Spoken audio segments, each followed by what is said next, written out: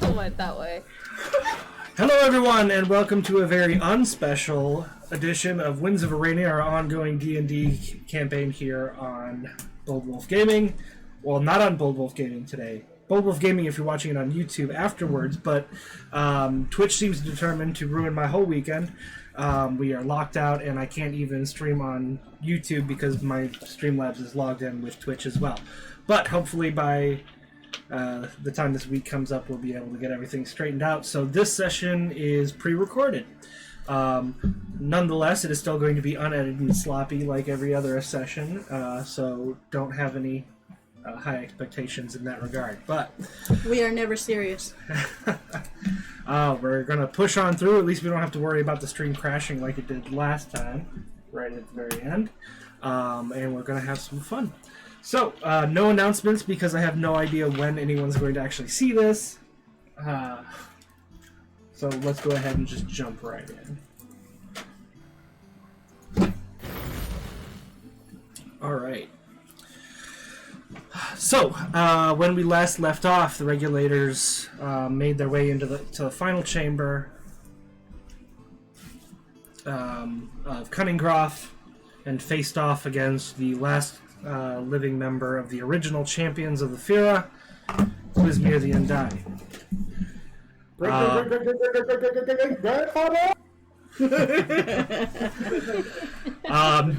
Through the course of finding him and fighting him, you discovered that it was the intention of his friends in the party that he was in so many hundreds or thousands of years ago, that one of them would eventually come and take his life, so that he did not live forever with this curse of being ageless. However, for whatever reason, it never happened. And everyone else who tried to kill him, he had no choice. He was honor-bound to fight, and he always won. So in the end, they ended up sealing him in what was intended to be his tomb for thousands of years until you came along and released him from his curse, which is exactly what he called it when he realized that he was defeated. Once he was, Malcolm received the third of the champion's weapons, the Reaper's Hand, which turned into a large black revolver. Malcolm made the final shot to end Quizmir's life, and you are now in the actual tomb of Quizmir the no longer Undying. His body is laying in front of you, Malcolm. The splashing in the water has ended as all of the skeletons that Quizmir has brought to life have gone back to their normal state of rest. And the game is yours. I kind of want to be like Quizmir the Undead and revive his corpse. No. Oh my god. You're a dick. Hey. It's my grandfather. Yeah, right? At least I wasn't trying to steal from my How is that any member. worse? I think that's worse. I didn't actually do it. Yeah? I'm not going to. Right. So now here's a pivotal moment in any great villain's origin story. Do I, as an undying, ageless person, want to talk to my friends about killing me, before they die? Or do I just want to make plans to just take over the entire empire and live as an undying king for the rest of my life? Oh dear god. But just a point of clarification, there I is can no... still get killed. Yeah, well, and another point of clarification, though. Remember, the only reason that he didn't simply take his own is because it was against his cultural traditions Oh, so it's not So you have that option. Of course, if you are uncomfortable with that idea, it does make sense if you want to ask your friends, hey, make sure one of you rolls around and helps me end it. Well, what if... Is there some kind of magical means where we could make some kind of connection between all four of us, and if the three of them die before me, it, like, triggers me dying? It's theoretically possible. You'd have That's an to do interesting some idea. research, make some contacts. Somebody would have to craft that spell, so to speak. We do know have somebody a. that- yeah, We can do we it. can talk to Lorimer and see. We all die in battle. Malcolm's the only one left. And he I dies die anyway. You wait. Maybe I'm gonna wait to enact that until after our whole campaign is done. You guys, all three of you guys get KO'd, and I'm like, I will, or like two of you get KO'd, and then like Mira's about on the edge of death, and I'm like, don't worry, Mira, I'll take you guys back and get you resurrected, and then Mira dies, and I go, ugh. Well, Mira can't die because she wears that amulet. Actually, no, she doesn't anymore, I don't think. I think I still do. I thought you gave that to somebody. Did I give it to somebody?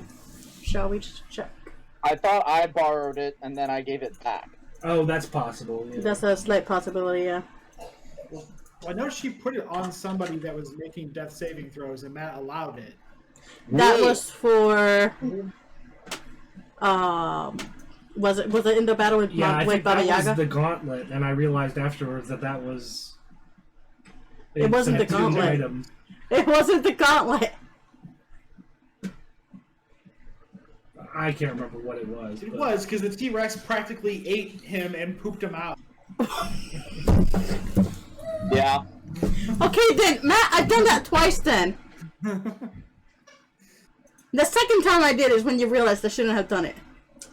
Yeah, that might be correct as well. With, Tidgrud. But, anyways, we can talk to Lorimer about that. I was just joking about becoming the undying emperor of the entire nation. Kind of. Well, you have, I mean, you can make, have whatever conversations you want now, but remember, when the campaign is over, there will be an epilogue, situation where all of you will be able to describe what, the ongoing years in your life end up looking like after this, campaign is over. I realized that the Jarl is an ineffective and whatever ruler, and I decided to take over myself. No, it's just... I didn't like his line on fiscal responsibility. Well, anyway, No, I think I sit with a moment, and what happened, and briefly talk to them about the curse that he was describing, and then look around and maybe try to see if there was an easier way out of here before we came. so you just leave him where he is? Well, I mean, there is a no. I would put him in his what, sarcophagus or whatever he has there. Okay, yep. It takes a little bit of effort. He's a big guy, but... Was gonna say if I need help, if somebody's willing to help me. I will help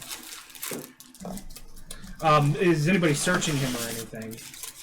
I'd like to Must be like search him. I think I'd get Hey, I'll search my grandfather. Thank you very much. All right. Roll an investigation check. Anyone help me?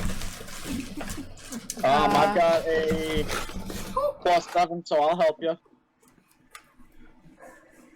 So I just roll a flat d20 for this. Oh, there you go. I'm gonna be over here not helping because I got yelled at.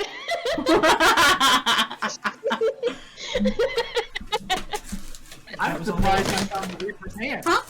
With that roll. What did I miss something? Yeah, it looks like it. No big deal. I had 2 chalupas and 2 soft tacos. Oh. I rolled sorry. a 3. So, All right, fair enough. Well, right out in the open, you notice hanging from kind of his rope belt, there are 3 plates each with a rune on it.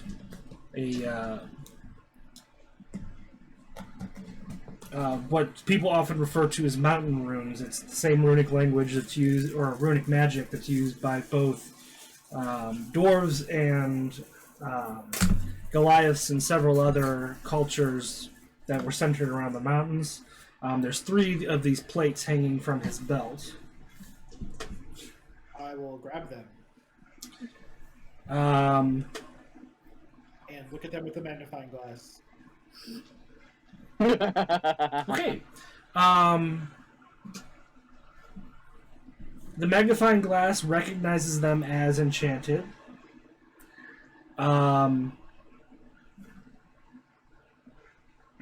It recognizes them as enchanted, but it can't quite tell what it does. Runic magic is different than traditional magic, and you'll have to contact an expert, which is easy enough, to tell exactly what they do. Besides that, oh crap.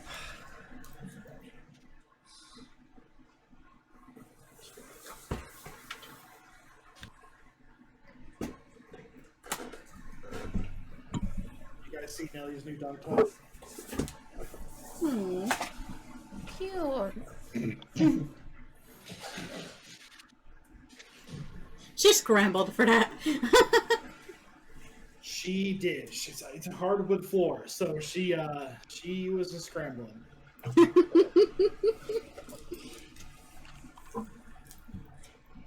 That is the one thing I miss, is having a dog around.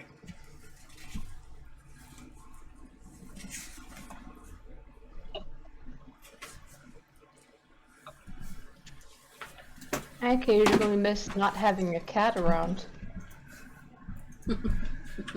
Just a moment here, I forgot to write this down.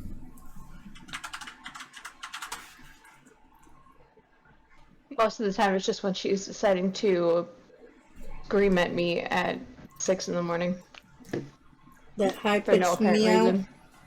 Yeah.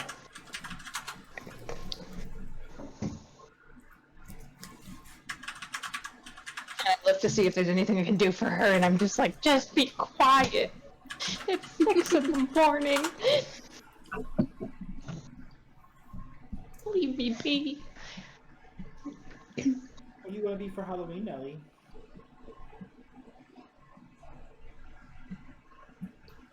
She didn't answer me.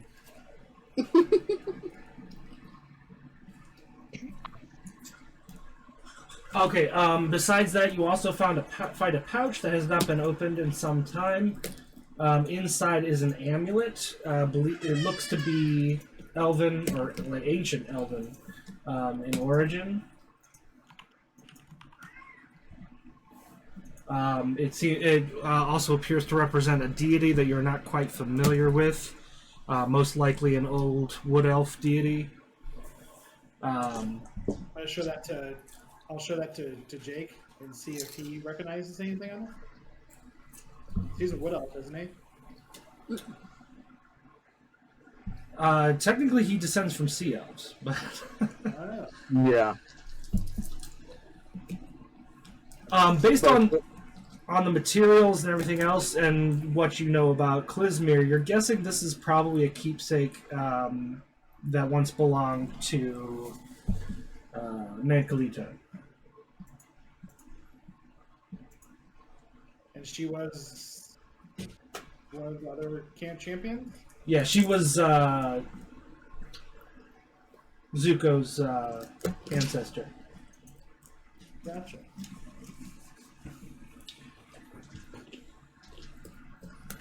You don't get the. I'm assuming you probably scan over it with the magnifying glass. It doesn't have any magical properties. It's simply a religious relic.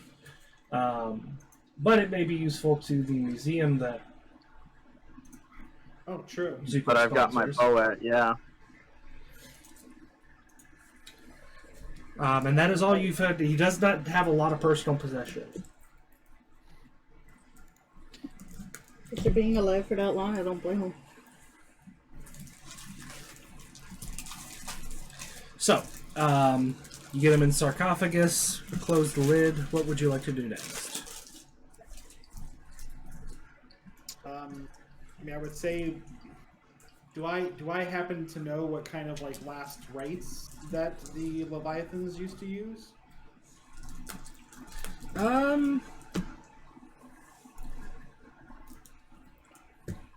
Roll a history or a religion check, whichever's better for you. I mean, they're both intelligence based, so. But I didn't know if you're you're proficient in one or. Nope. That's an. I'll help him with that. Okay, go for it.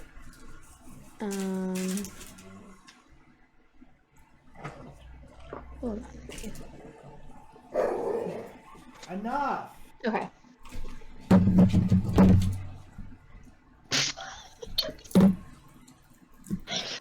I got a 5. You rolled worse than me. Figures, yeah. Got a 5. Yeah, I got a 2 and I got a +3. Okay, so neither of you has a deep knowledge of traditional Leviathan funeral rites, but both of you have heard some things and have a general concept, and working together you kind of stumble your way through something you feel that honors his passing, and wishes him well on the path to the next life. And of course, the three of you who are currently champions say a prayer to your individual deities of the Fira as well to help guide him, as he is technically your all of your kin, in the sense that you share that connection of being champions of the Fira. Oh, A heavy burden. I want to be Zuko's brother. Especially not since you've seen him naked. Yeah, Wait, what? he burned in my eyes. We all saw him naked. First session. He stumbled out of the freaking Yeah, butt ass naked coming down. without hiding. Awesome. Also, Echo hasn't seen Zuko naked. He also got drunk in Red Valley and woke up ass first in that well. Oh yeah, I That was forgot. him, right? I remember Oh, yeah. that. Yep. I did not remember him actually being naked first session. Yeah, I forgot about that one. I was thinking about the well incident. Alright. So, he is put to rest as best as you were able to do. What would you like to do next? Sorry, I just realized the music stopped. I think now I'd like to try to find an easier way out of here than the way we came. Right. Roll an investigation check. Zuko, how about you? How about you scout ahead, buddy? All right. I have a +8, so I could help him if you want. Yeah, it's definitely not good for me to do an investigation check. I have a +7, so totaling with everything, it was 20. 20. Okay. So you search all over this cavern. You even fly up to those places where sunlight is able to get through. You get the impression that there is not a good way out of this room. And unfortunately, the way you came in is covered in sand.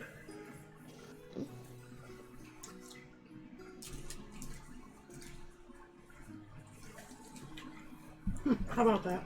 We're trapped. I think I might yell out, "You locked us in!" See if I get an answer back from whoever that was warning us not to come here. Yeah, he's long dead.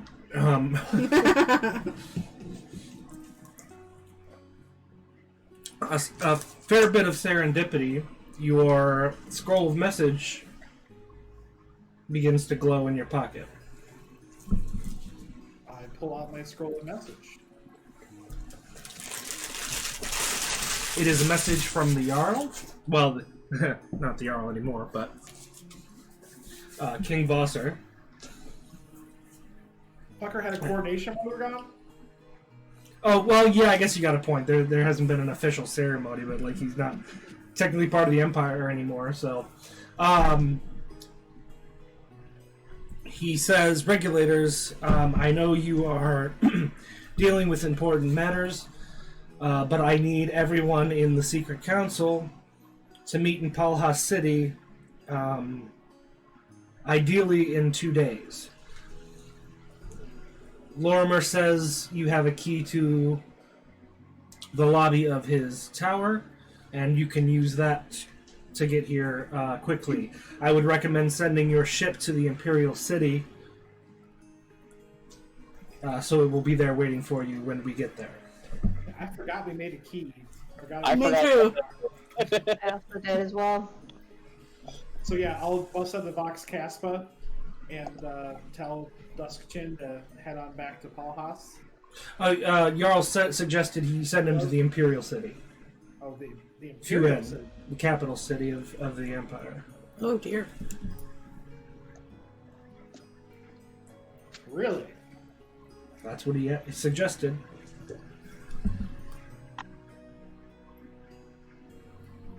That seems weird to me. Does it seem weird to you guys? It seems very weird.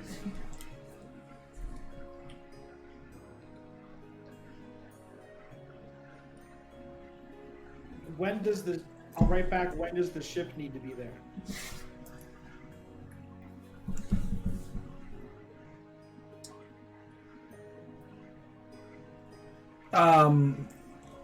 Alright, so you wait a few minutes. He responds 1 week's time, which I believe is twice the time it would take you to get back here by ship. You guys are 1 week away, about 1 week away from Palhas by ship. The Imperial City's closer to you now than Palhas is. So he's saying it would need to be there within a week anyway, and it would take a week for it to get back to Palhas anyway. So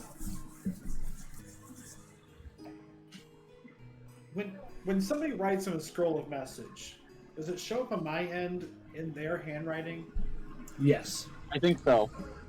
Do I recognize this handwriting as his? Roll a what would that be?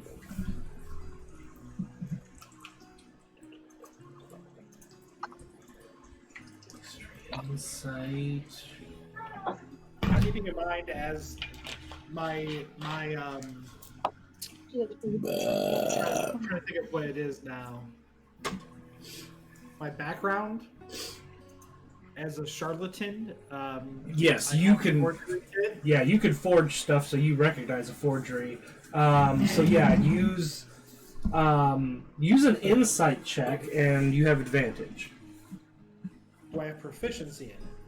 Since it's specifically for forgery. I think that's what he said, with advantage. Yeah, you don't already have insight proficiency. Oh, well, no, I have wisdom. I do add +4 to wisdom. I don't have proficiency in insight now. I'll give you the choice between advantage or adding your proficiency bonus to the insight check. We'll do advantage. So 17 total. You analyze it very closely. It seems to be him.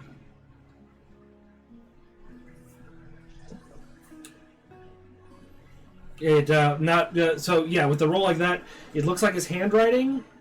It has his. He's written you messages before. It looks like his grammar and syntax style. There's absolutely nothing indicating that it is anybody but who it says it is. Okay, just double checking. I guess I'll send a ship there. I just know we have not had any interaction with the Imperial City at all yet. So it seems kind of Sus. suspicious. So just to Don't be suspicious. Don't be suspicious. You're more than welcome to let Duskchin know that you're a little nervous and tell him to be careful about it or stay, out of view, so to speak. Be inconspicuous. Well, I'm gonna talk. I'm gonna get a hold of Duskchin on the Vox Caspa and let him know to maybe find somewhere to land outside of the city, like a couple hours outside of the city, and just hang tight till we actually get some more background about what he's trying to do or why he has to be there. Alright, Duskchin gets your message. You let him know about your suspicions. He responds, "Aye, Captain. Nature of our business, I don't want to be hanging around the Imperial City too long, so we'll find a nice out-of-the-way town somewhere nearby until you get more information." And then with that, I'll slap the wizard's doorknob onto the wall and put in the key to Lormer's tower. He's just like, slap! You stick the doorknob against a solid wall, stick the key in, and the door magically appears. Opening up, you get the familiar scent of the entryway of Lorimer's tower. And you guys are welcome to step through in whatever order you wish. Now that I think about it, I wish I would have put the doorknob onto like the top slab of the sarcophagus, so we like open the doorway like into the sarcophagus.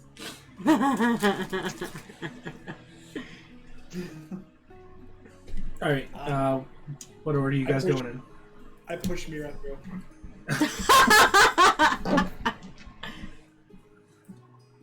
Yeah, right. Alright. Post strength check, she can win that.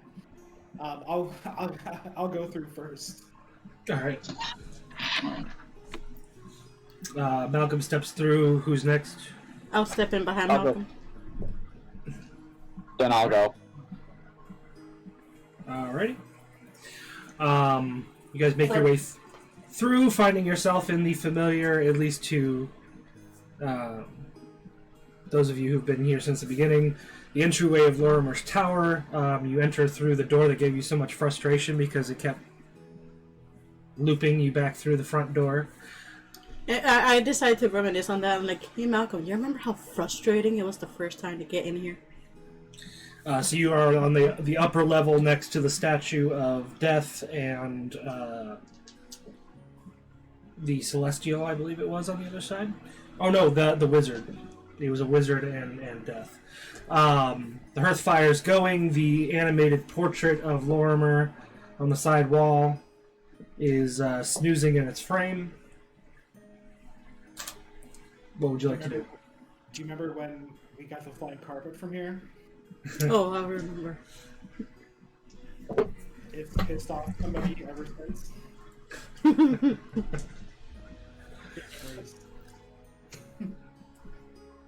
So, just make sure you did call Wolfric through the door, right, Mira? Yeah, I called him. Because I closed the door and pulled the lock out. And grabbed the doorknob. that'd be funny. It'd be like Home Alone. Wolfric! I mean, he would have plenty of bones in the river to chew on. Probably not. Alright, you guys heading out? I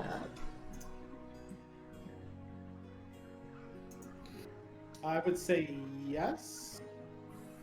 Because we had to get back to Palhas, right? Yeah. Within 2 days. Which I think it's like half a day's ride, I think, if I remember correctly. I feel like it was no more than 2 or 4 hours to Lorimer's tower. So I'm gonna go with 2. Because I don't feel like pulling out the area map. But, so you guys summon your horses. Echo, I assume, is riding with one of you. I volunteer as tribute. As you exit and summon your horses, you may turn around and notice that the tower itself is not actually present, only the lower portion of the building. The fuck? So just the base is there and not the shaft? Yes, the base of his penis-shaped tower is there. Shaft is not.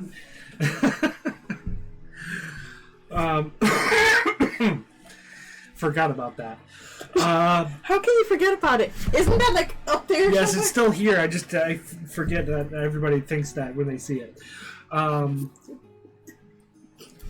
So you guys notice the tower is gone, but you can make your way out of Lorimer's small little town that he's in charge of, and you make the trip back to. Cool. Already set the Palhas. To Palhas City. Let's see. It is a nice day. 60 degrees. Snow has melted. Grass is a bit dead. Wind isn't too heavy. A few clouds in the sky. Nothing. Doesn't look like rain or anything else like that. So you have a nice, pleasant ride back to Palhas City. The gates are bustling as spring is starting to approach. There's a lot of people coming in with empty carts and leaving with fertilizer, seeds, things like that. They'll need to begin the first planting of the year that is coming up. I mean, what do you call that? If taking the stuff, out is harvesting. What do you call the stuff? Sowing. The more you know. This is an educational show. Imagination. You bloody reap what you sow.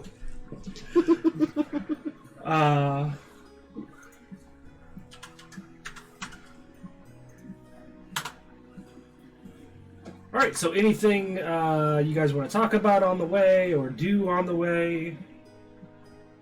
I'm in trouble.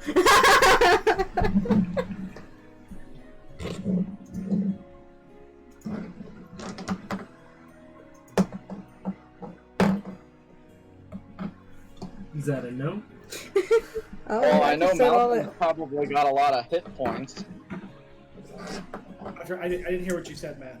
I apologize. Oh, sorry. On your trip in, it's a 2-hour ride, so you guys talk about anything or any detours you want? Because you got 2 days before you have to go to this meeting anyway. Wow. I mean, there's not really much else around here, right? I don't remember, honestly. Nope, this is the general area where Lorimer's tower is. I'm having a brain fart. The city or the town that you went to do that heist. Twin Locks. Red Valley. Small hunting town on the edge of the forest. So, yeah, not much on the way per se, but I wanted to offer the opportunity if you wanted to take any detours, do anything else. What do you guys think? Is there anything else you think we should do? And of course, if you guys want to talk about anything that you went through since you just finished... I think we can talk, and I don't think it'd be necessary to stop anywhere. I mean, the place where I've got my artifact bow, is that where we're going? That's inside Right. the city, yep. Yep. Okay. We could always make a stop before we go to see the Jarl. Well, like I said, you guys are going to have to settle in for a little bit because the meeting isn't for 2 days. Right. It gave you a good way to get out of that cavern anyway. We could. I'm trying to think of.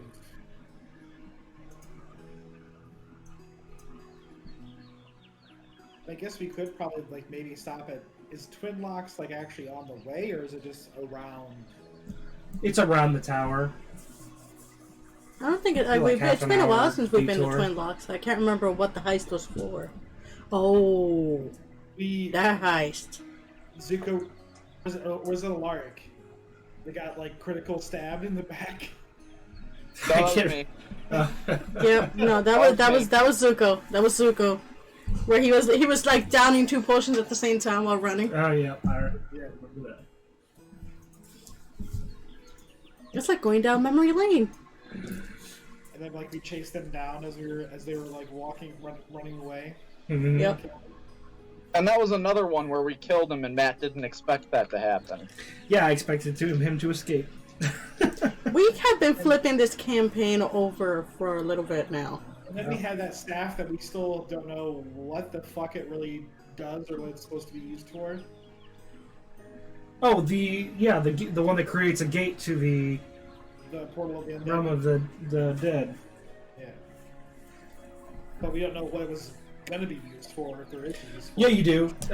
You stopped Plan B at the Fort Solace. Yeah. With the dragon tooth. That was Plan B. The staff was Plan A. Okay. No, the dragon tooth That was was after. that was how they were Salad. originally going to get the original elder vampires out of the realm of the dead. No, wait, that was before. But okay, if you guys don't have any detours, no conversation you want to have, you make your way. Well, no, I'm just thinking I'm in trouble. I'm about to see my fucking girlfriend after white. Do you express this, or is this going on in your head? I kind of like thought it, but apparently I said it out loud. I think Malcolm looks back over his shoulder and is like, Mira, you excited to see Ethan? Shut up. I have no idea how to tell her this.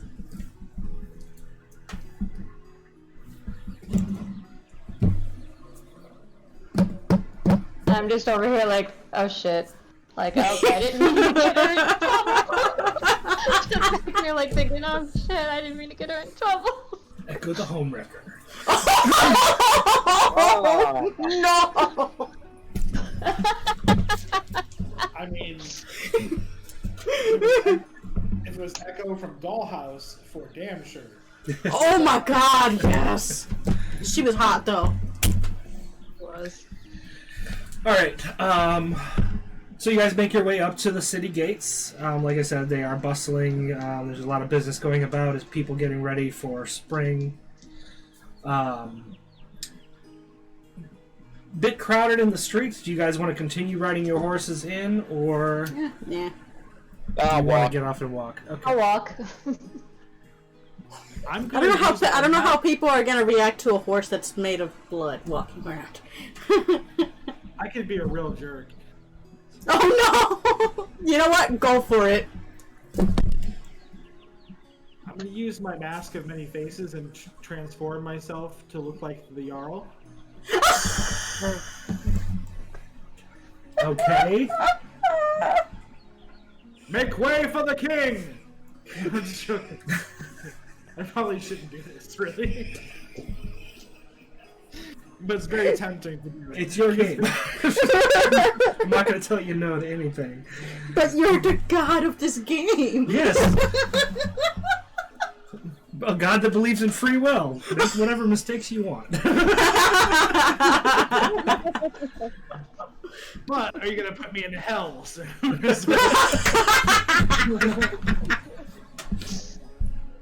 No, I would say we dismiss our horses and probably just, walk through. Although people will probably recognize us, or at least some people would. Absolutely. You do get some recognition. Some people are aware of you either by reputation or by having seen some of your work. Oops. Hold on, I'm trying to remember. Look at your... Oh, you'd be coming in...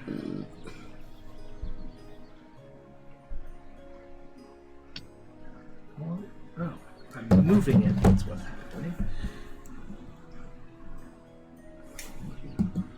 Alright, switch to...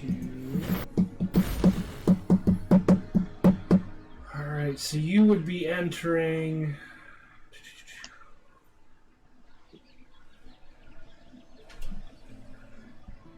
between Fathom's Road and Hidden Stair, direction you're coming in.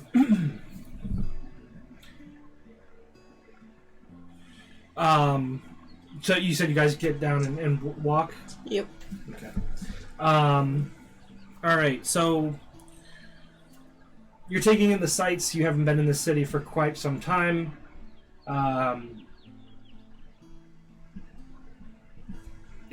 So you're all a little bit distracted as you enter.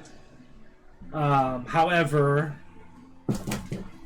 Echo, with your phenomenal passive insight, or perception, you notice a tug at your coin purse. Oh, no, not again.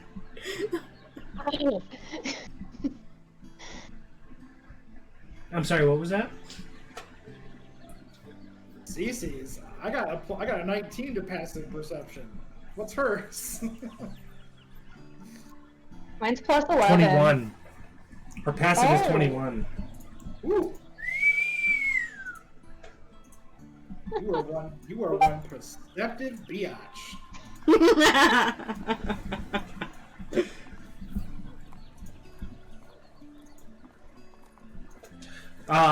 Sorry, Cece, what did you say? Oh, I said no. Oh no. Alright, so you notice the tug at your coin purse, and you instinctively spin around, grabbing the young boy who was trying to snatch it by the shirt collar, lifting him up into the air in one fell swoop. At first, his expression is defiant. He's trying to wriggle out of your grasp, acting like he didn't do anything wrong. And you are, I assume, minorly annoyed by this? A little bit, but also, does he look like he's, like, homeless, or, like... He looks like a street kid, which I don't think you have actually been to Palhas City. There's actually a whole, like, network of... Oh, yeah. Street kids who actually do pretty well for themselves doing exactly this kind of thing. Regardless, however you're feeling about the situation at the moment, you hear the voice of the queen whisper in your ear, "Kill him." Oh, fuck. Oh, no.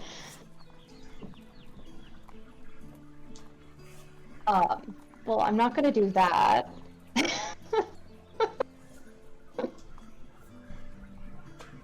Is it night? However, I night, am a little startled by it. night shifters? Is that what it was called? Or Yeah, are they part of the night shifters? They are used by the night shifters quite often. So I'm gonna break into the night shifters' camp and talk to the kid. Okay. Like, what do you think you're doing? He goes from defiant to a bit startled, maybe even scared. I put my hand on Echo's arm and kind of just have her lower him down to the ground as I'm asking him what he's doing. Sorry, sir. I didn't recognize you. I didn't recognize her. She's with you? I'm so sorry. I just thought she was a new person in town and I could get a quick score. I'm sorry. I won't do it again. Good boy. I'd let him know that it's okay. Again, this is all in night shifters code, which I don't think anybody else speaks it. So for once, I'm speaking a language you fuckers don't know. Oh, shush. It's useful, so use it. No, I let them know it's fine, and I'm like, I saw you like grab the back of your head. I didn't realize you were grabbing your headset. But I look over at Echo and be like, it's okay. He didn't mean to steal from you specifically. Can you let him go? So I let him go, and can I give him like a little bit to like be like, here's a little bit for your trouble, so you like don't steal from people. Absolutely, remove try- however. Well, the latter part's not going to like that's his entire lifestyle, but I mean, don't steal from me, like preferably. He won't steal from you again. He just didn't he recognized the three of us properly. Yeah, he didn't realize you we were were a new part of person. us. Well, I'll be nice and I'll like give him a little bit. Remove however I don't know much. what would be a good amount. Okay, so roughly speaking, a copper is about $1. Silver is about $10, 10 or 20. A gold is about $100. Give him a few gold pieces, he actually would be holed over for a while. Yeah, actually, hold on. Let me give you the D&D, the way D&D lays it out. Let me just give this guy, $500 for trying to steal from me. Already better. Echo's just like, I've got a lot of this stuff here. Let's give him. Well, that's true. Like you really don't you Understand. really don't understand. I don't understand the concept of money. Just the fact that like, oh, he apparently You needs buy stuff. it. That's pretty much it. Yeah, you can buy Yep. stuff. I kind of like that though, because it kind of shows that she's like, who cares? Here's a few gold pieces. Okay, so how much are you giving him? 5 5 gold gold? pieces. Yes. Okay. Just for funsies, I want to see. Oh wait, here we go. Wait, nope, that's not the right chart.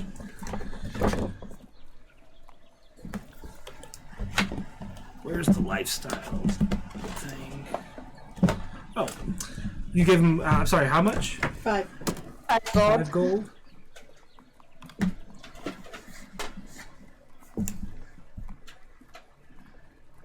The only thing Echo understands about money is that it's shiny. Well, he could stay he could spend a day in an aristocratic level inn. He could stay at a modest inn for like a month. Oh, wow. With So he 5 would have. gold. Yeah, He would have. like a I good said, it's like place to sleep. $500, so he can get quite far with that if he's smart with it. But okay, so Didn't you this hand him. happen before to us at a festival, Malcolm? Yes, back when you guys were nobodies. Somebody tried to steal from Malcolm, I think. Yeah, I think it was Malcolm. So you hand him 5 gold pieces. His jaw hits the floor. He's a little bit nervous about taking it. He looks over at Malcolm for approval. That's cute. That's fucking adorable. Thank you, man. Thank you. I'm sorry. Again, thank you. And he, tries to disappear into the crowd, blushing all the way. I'm going to. Oh, wait. Do you give it to him in a bag, or do you give him just like 5 separate gold pieces? Is Malcolm gonna try to steal it back? Oh my god, come on. I wouldn't put it past you either. We've known each other for so long, I'm just So not did you get- surprised. What does the kid do with the 5 gold pieces before he goes to run off? He's got his own coin purse kind of stuffed under the belt, and instead of hanging out of his pants like stupid rich people do, he has it tucked inside his waistband Smart kid. and slides the coins in there. Before he goes to run off, I'm gonna just like clap him on the shoulder and just give him like a knowing kind of nod, and I want to try to steal his coin purse from him. Roll a sleight of hand check. Am I seeing what's going? Am I seeing Malcolm trying to do this? Depends on what he rolls. Oh no. Your passive perception Oh, is 21, so he has to get What? above that for you to not notice it. I got a 22. Holy shit! Oh, No, shit, you do not damn! do this. And let me see.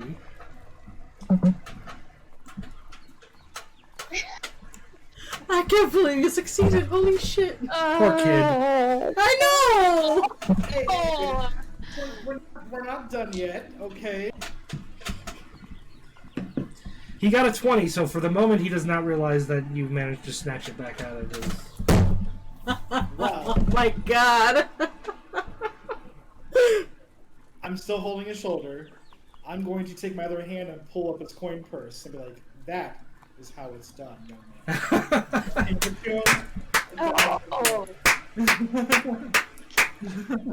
No, that's great. Okay. He looks a little downtrodden. Yeah, I know you're the best. Hey, That is so cute though. with practice, you can be just as good as me. What's your name? Street urchin number 1. Street urchin. No, hold on. Let me pull up the. Holy crap! Ryan, you did it again! You caught Matthew off guard! And now this kid's gonna be an NPC that we care that travels with us, right? He's gonna be a little rogue. Or that you hunt down every time you're in town just to interact with Yeah. him. Yes, I'm going to interact with them every single time. Kind of like what's his name? Have a nice day. His name, Okay. Vinny, sir. My name's Vinny.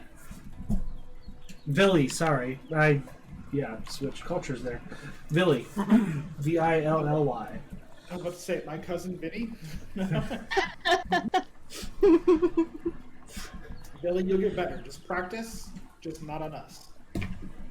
Yeah, preferably not on us. He kind of gives a little bit of a smirk. And he's like, maybe one day you won't know if I did. Oh! He makes his way off. I check my own fucking coin purse. Your purse and all the coins appear to be there. I think what he's implying is eventually he'll get good enough that you won't be able to do anything about it.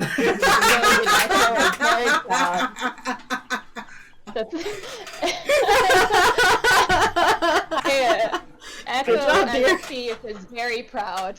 I pull out Reaper's hand and point at him to see if he's lying. No,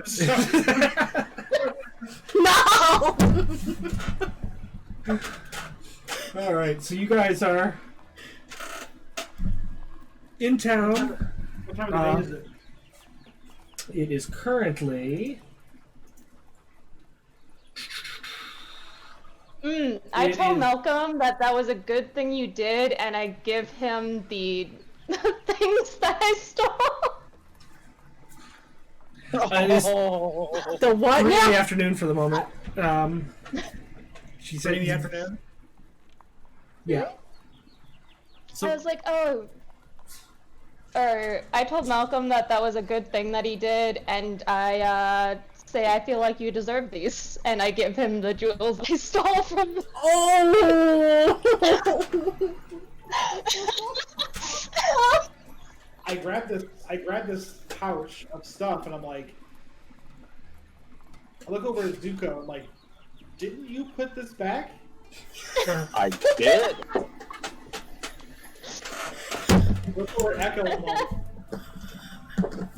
well then, I put it in my coin purse for right now, or my pack. Alright. So that I can't remember how many gold pieces worth of stuff that was, but if you want to transfer that over to your inventory, and I think it was like 800 No, it was or 80. something. It's 80?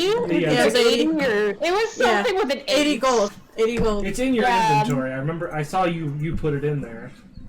Yeah, I'm trying to find my inventory. Yeah, 80 gold. Yep. Yep. So make sure you remove that, and Malcolm, you add Yep. that. To give it back, I guess I won't be mad about you stealing from my ancestors. I guess I probably shouldn't have been mad for Zuko stealing from my ancestors either, because we steal from everybody. That is very true. I'm still trying to think of how we're gonna steal this lion from the Jarl. Oh my lord. That is going to be a tough heist. That is pure fucking silver. Oh my gosh. There's got to be post-campaign, and we've got to do it like the freaking Brooklyn Nine-Nine Halloween episodes. Like, the yellow knows you're going to try, and it's going to try to stop you, and it's just a game you guys play with each other every year. Oh my god, it's going to become a tradition. No. This is gonna be straight up Ocean's fucking 11, man. I've been Oh, making shit. all these contacts with people. Billy, he's my guy on the inside. He's the pickpocket. I'm making all these connections to bring people onto my crew for this heist. You just don't know it yet. Matthew, you gotta prepare for just about everything. Ryan has a very keen mind. I do. They'll never suspect a child. Very true. Oh, did he already run off? Like completely run off? Yeah. I mean, in theory, if he wanted to do something before he left. Do you guys want to go to like the museum to take Yeah. stuff over there? yeah, we do. I'll have him just like run over to the castle real quick and let Argat know that we're going to the museum if she wants to stop by. You're in Palhas. Not an Exa. Damn it. Yeah, I thought the same thing for. You do have a key, though, to...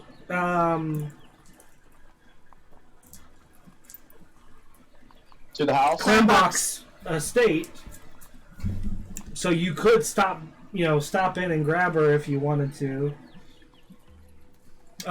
You guys need a place to sleep too, so I don't know if you guys want to get your rooms at your usual spot here in Palhas, or if you want to be in Nexa and Door over when it's time for the meeting. But I mean, you guys, like I said, you guys haven't been to Palhas for a while.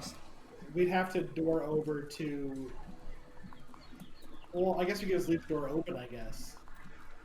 Is that a good idea? Let's get in. Type of refresher. Let's get rooms at the inn, I would say, and then I can always open up the door and send for Argat if she wants to come. Sure.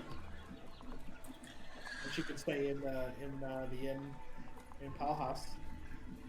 Sure, she'll enjoy getting the change of scenery. Yeah. All right, so you make your way across town, which takes about half an hour, to what was the name of your old stomping grounds? And is this the Have a Good Day city That's an Exa. No, that's an exit as well. as well? Okay. Palhas. You make your way over to Did we ever get his name? the Lucky Hawk. Yes, you did. I forgot it. So did I. Hold on, I can pull it up. You gotta get used to this. We're gonna get into all kinds of shenanigans while we're in town. So. Town arrival, Berlin. It was the engagement party that you learned his name. Oh yeah. That dude. You don't necessarily have to look it up like right this second, but I think whenever I open up the door to get Argat, I just want to send him a sandwich with a note. Have a nice day. Have a nice day, Malcolm. All right, so you guys make your way over to the Lucky Hawk, and we're going to go ahead and take our break right there, so I could look up some information before we get back into it. From everyone watching's perspective, this is only going to be a few minutes, but we'll be back in about 10.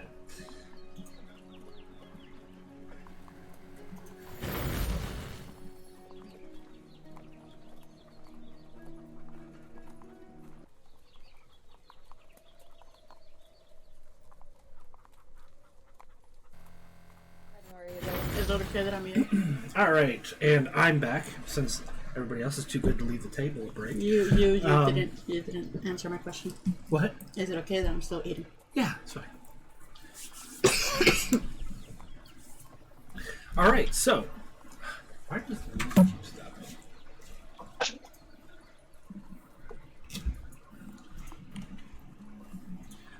Alright, so you guys make your way over to the Lucky Hawk. And for Cece's benefit, the inn is a two-story building of with half-timbered walls. A large cellar. Accommodations consist of single rooms off of the main room on the first and second floor with a balcony overlooking the tavern.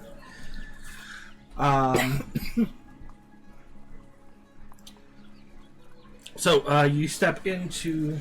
I should probably switch over the sound effects.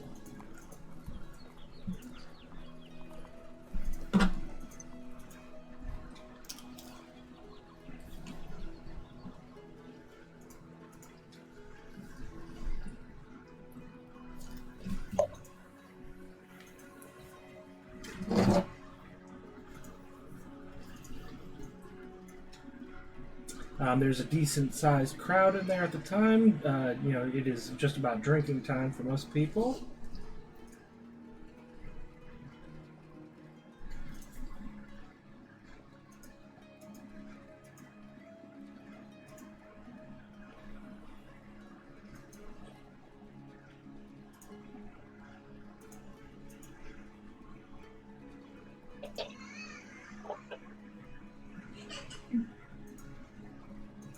So it's like dinner time, you said? How about drinking time a little bit before dinner? Happy hour! Basically. So do we see people that like just got in from the office? So like, man, it's been a hell of a week. Yep, basically. I had all those reports I had to get done last night. Some guy gave me a sandwich. When you enter, the halfling proprietor of the establishment, Vinces, looks up and welcomes you. At first, just in running through the motions kind of thing, but then he does a double take when he realizes who it is, and says, "Oh my God! Wow, you haven't seen you in a while. Welcome, come in. Can I get you anything to drink?" What's the hardest ale you've got? What's the strongest? Strongest. You have? I'm gonna say you can't just get me a drink. You can get everybody in this establishment a drink. Okay, all right. One round on Malcolm of the Regulators. You hear that, everybody? Everybody come up for one free drink. So that's... Oops.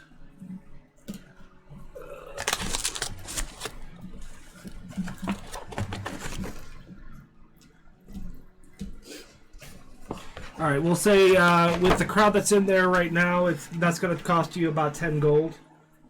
That's not bad. You were asking for something heavy? Mm-hmm. I am also, because Echo can't seemingly get drunk off human. Oh, they have non-human alcohol here, I think. Yeah, they have Dwarven Ale, which would definitely... Didn't Alaric try the Dwarven Yes, Ale? he's human. And it, yes, I would love he got to try drunk some off his Dwarven ass. Ale. all right. I would love to try some Dwarven Ale. Let's see if that has any more kick than the grape juice that I tried last time.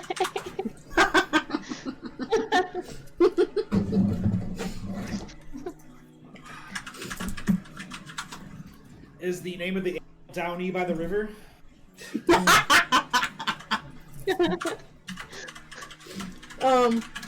He's never gonna live that down though.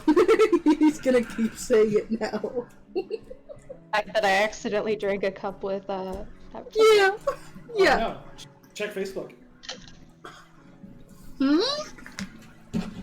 Facebook.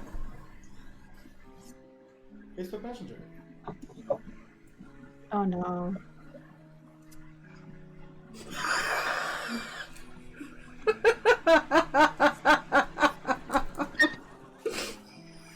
At least I made you unstoppable.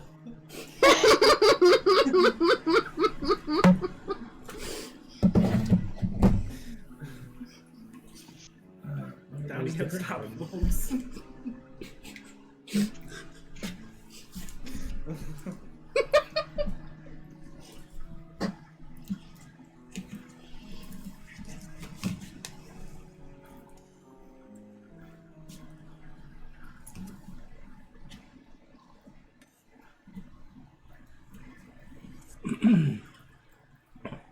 All right. So each of you wants a dwarven ale. I don't. I'm just gonna take some whiskey. Yeah, that's fine. For the okay, so for Echo and Mira, that is going to be 1 gold piece. Okay.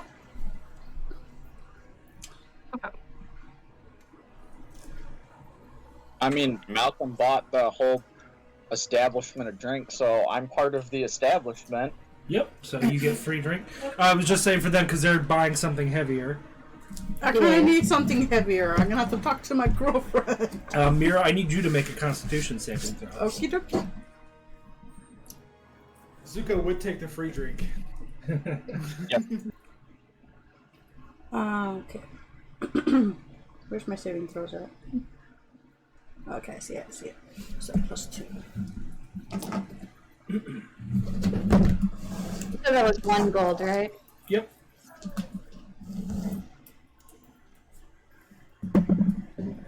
One shiny piece.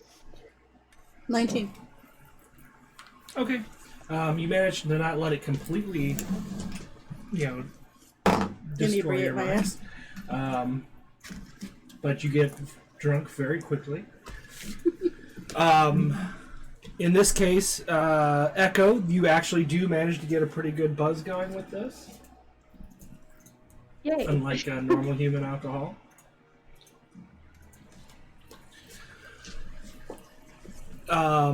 Vinces passes out the drinks to those who want them, and stops back by you, Malcolm. So, staying in town for a while, or just in to visit? At least for a couple days. Figured we would see if you had any rooms available. Oh, absolutely. Always got rooms available for you. See, so two nights you want to buy up front? Yeah. All right. Let's see, separate rooms for everybody. I don't know. Mira and CC. I go. Do you guys want separate rooms? That's up to Mira. I don't want to do anything that'll make her uncomfortable. Or do you Especially want seeing if to- she has to talk to her girlfriend. Do you want to get separate rooms and then talk to Ethan and see how things go? Let's just do that for now, yeah. Yes. All right. So 4 rooms for 2 nights. That's 48 silver, which would be 4 gold and 8 silver pieces, I believe. Come again?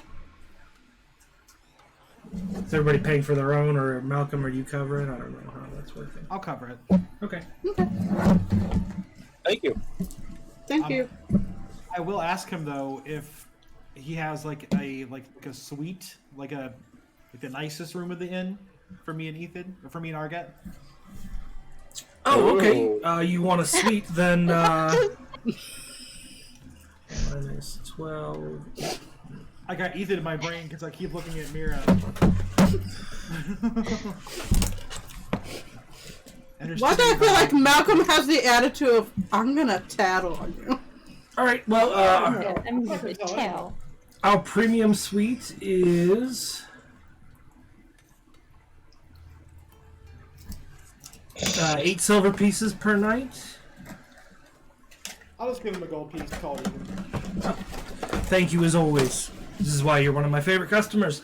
All right, we'll get that room cleaned up for you. Haven't had it rented out in a while. Don't want you to be affronted with dust when you come in. We'll get that cleaned up and should be ready within the hour. I'll ask him if there's a room that I could use to just to relax in for an hour. Oh, absolutely. On the house while you're waiting. That one over there is empty. Okay. Because I want to use the wizard door to get Arget to come through, but I don't want to do it on the wall of the fucking main room. You know what I mean? Makes sense. All right, so for future reference, the three of you have rooms on the lower floor, just off of the dining area.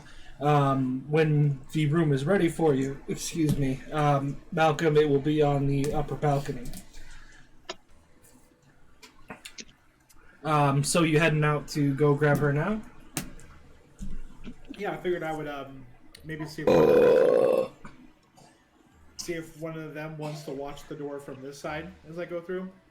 Sure, I'll watch the door. Because I'm gonna leave it open. Gotcha. All right, so for the sake of brevity, you make your way through. You go and invite Arget, who very much likes the idea of getting out and seeing something a little different. You bring her through, and she can't have a drink with you. I was just about to say. Yeah, she's pregnant. Grab the drink. Pregnant? Pregnant? Yeah, and she's very much showing at this point. Pregante? Burger? Non-alcoholic beverages. Ninsis recognizes this immediately and offers her a glass of good berry wine, which is actually not alcoholic and has healing properties. Yeah. Ooh. I do want to send while I'm getting Arget, I do want to send a runner with a sandwich to Ron. Like, seriously. Easy enough. Costs you about 6 silver pieces between the food itself and a courier to deliver it. I don't think he cares. I wonder what Arget thinks about this. Like, she's gonna be like, dude, like, why? Well, like, if he's not there right now, I'm gonna schedule it for when he is there. You know. Oh my god. This time of day, most likely he is there. Yeah.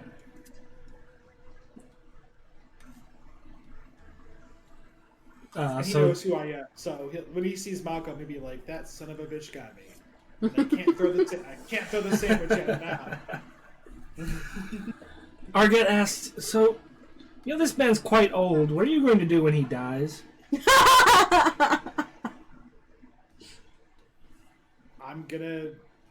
I'll probably end up going to his grave and putting a sandwich on his grave.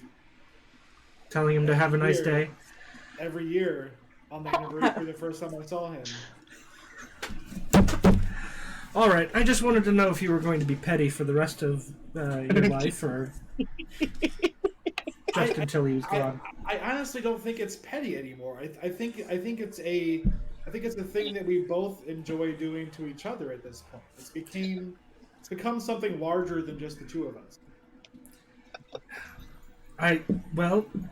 Somehow I understand that. It's very strange, but I suppose that makes sense.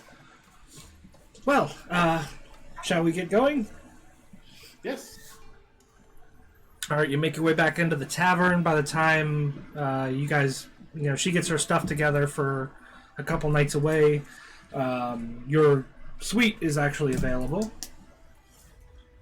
You're given a nice golden key that locks the door. Most tavern rooms don't even lock, so that's something a little extra special. And nice. I think she gets her good berry wine, and I guess we'll probably have dinner. What do you guys think? And we'll go to the museum in the morning? Yeah, that's fine with me. I was contemplating to do anyway. All right, first night dinner is on the house.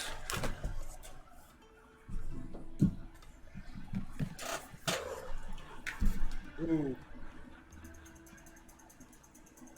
Do I secretly ask the bartender to send a courier to Fort Anexa? Or wait. That's where Ethan is, right? Fort Anexa? Oh, I Yeah. swear to God, So I she's will act- punch you in the dick. Oh. I So swear she's, to actually, so she's actually not even here in the city, probably.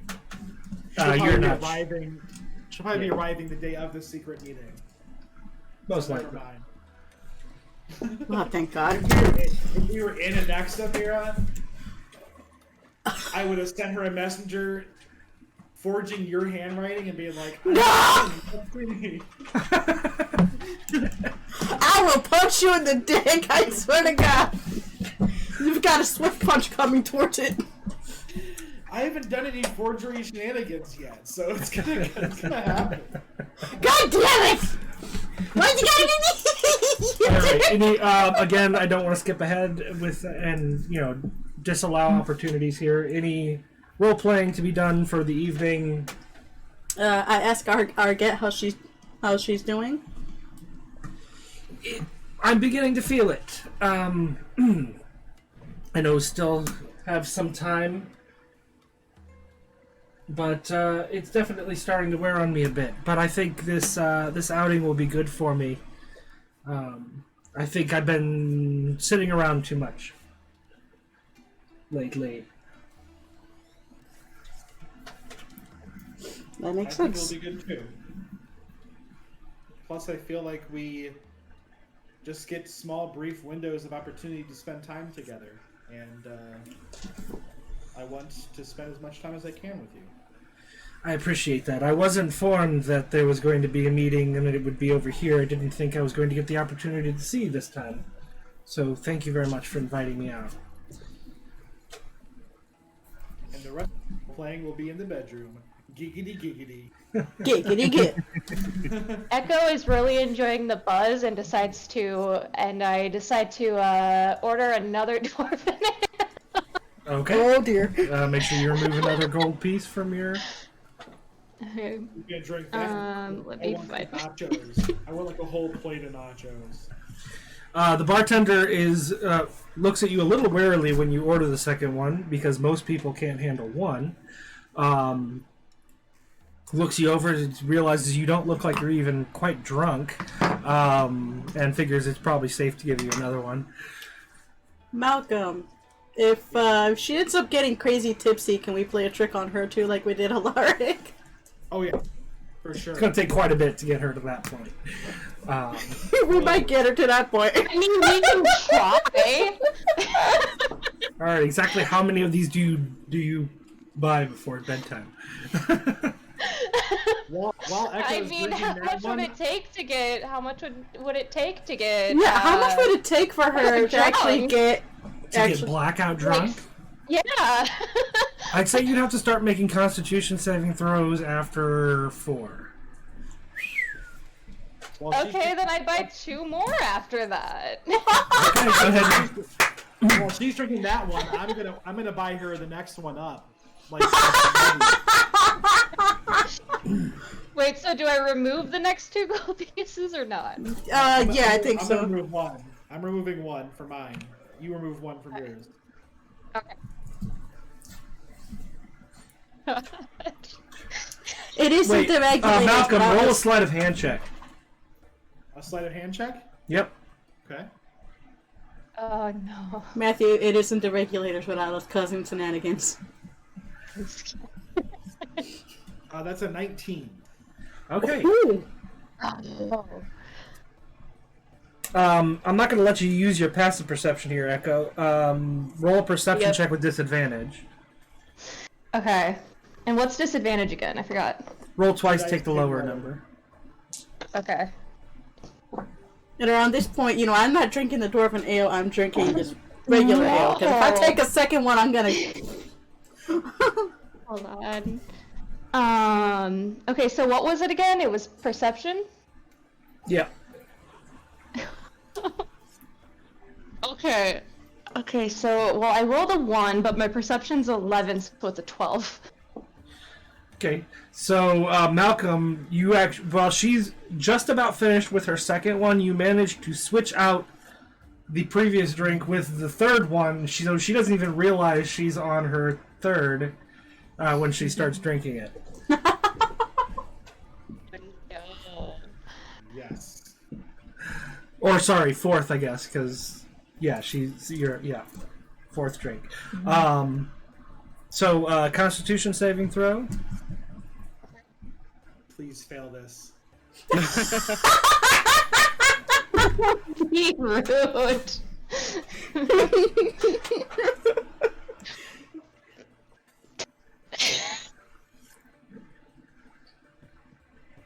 A 10.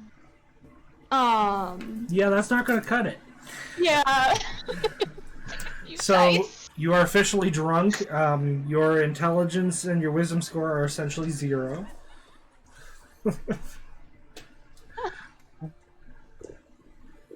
Or whatever. Yeah, whatever a plus 0 is the equivalent, 12 or whatever. 10. I lean over to Argette, and I just let her know, I'm like, you're gonna need to wake me up early tomorrow because I'm gonna have to fuck with it. What does she do? I wonder if Roll she's eyes? I wonder if she's amused by this, or if she's just like, wow, okay. What the Like, that's what I'm wondering, if she's actually like amused by his behavior. Alright, so just so you know, Echo, essentially everything from this point on you are not going to remember until morning. Like, anything that happens between now and morning, you are going to pretty much forget. So, what kind of shenanigans are you going to try to cause? I lean back behind Echo, but looking at Mira, and I put on the mask of many faces, and I turn into Oh. You turn into who? Ethan. Fuck. And then I turn back to Malcolm. No. You are a dick. Is Echo even aware of the conundrum there? Because they have not really discussed it. I think I'm kind of aware of it because I believe when I was having the issue, I believe I showed up on. Yeah, we were Mira like they were on a and- date. Yeah, they were on a date.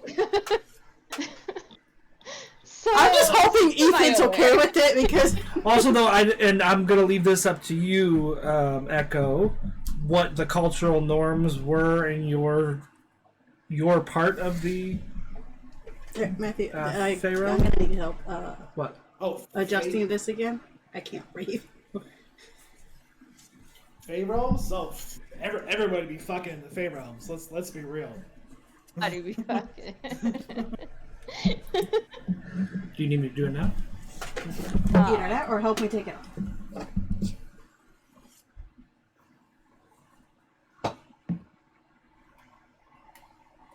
Bear with me just a little here. Why do you double knot it though?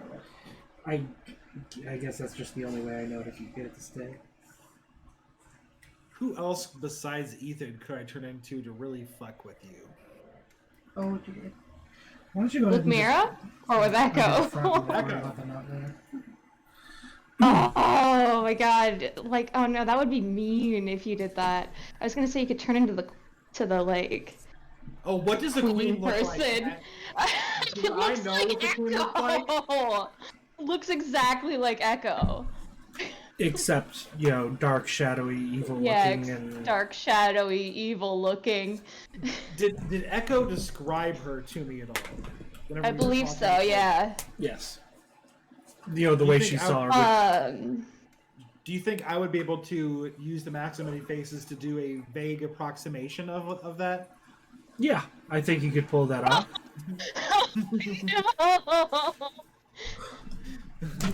That is so mean.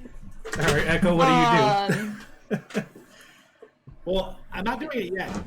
Oh, okay. I'm gonna sneak in before she wakes up, and sit in the chair in her room or whatever, and just look like that, just waiting for her to wake up. Alright. You were saying what the cultural thing was in my face. Yes, I don't know if monogamy is the norm or not, so I don't know. That would influence, of course, how much you understand. I mean, it's not uncommon for polyamory to be in where I live or lived. But monogamy is also common. Yeah, I mean it's kind of a mix. kind of just whatever people like feel is what Nice. they want. Right. Okay, so then you would still understand the concept of, not everybody would be okay with what happened. I mean, Yeah. I'm not saying I regret it. I don't regret it. I just don't know how to talk. I don't know how to bring it up to. Yeah, Yeah. it's just like, I changed my mind. I'm not going to fuck with her by changing to Ethan and sitting in the room. That's what I was going to do. I was gonna go full on Ethan and be just like, so what happened? Oh my god! oh no. But I think I like this idea better of looking like the queen. Oh my god! No, you're gonna give her a panic attack. trying to help her work through some of Just her start issues. like fucking punching. he's like, this isn't the horny thought I wanted. You better get horny for healing. Better get horny for healing. Pineapple. All right, so any more shenanigans overnight, or are we jumping to morning? I drunkenly sit on Mira's lap. I am blushing all the way.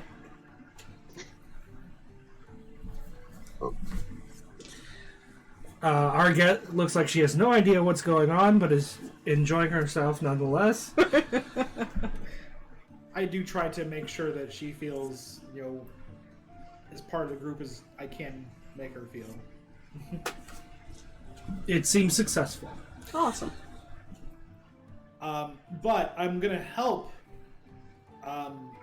Echo up to her room whenever she's ready to go to bed, and I'm going to sleight of hand her key to her room, so I can sneak in. Oh, she doesn't have a key. Remember, our doors don't lock. They Yeah, only I lock from the don't- inside doors with a don't bar. lock. Oh. So how would I do that? Well, it's not like she's gonna lock the you door. Think, do you think Echo's sober enough to lock the door? That's true. That's true. Okay, there you go. So you bring her to the room and leave the door unlocked. Then yeah, I'm gonna have a good evening in my room with my fiance.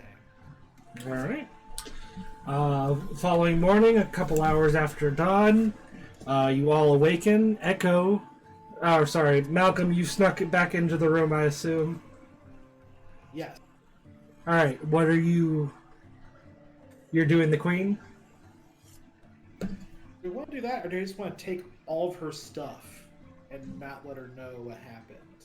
Oh, dear God. Let me know what you want to Put do. it all in the wizard store. Yes, I'm gonna do that. I'm not gonna fuck with her by changing into somebody. I'm just gonna take as much of her stuff as quietly as I can and put it in the wizard's room, Okay. except for the clothes on her back. Echo, you wake up and you are very hungover. And you notice that all of your stuff is missing and you can't remember what the fuck you did past, 9 o'clock last night.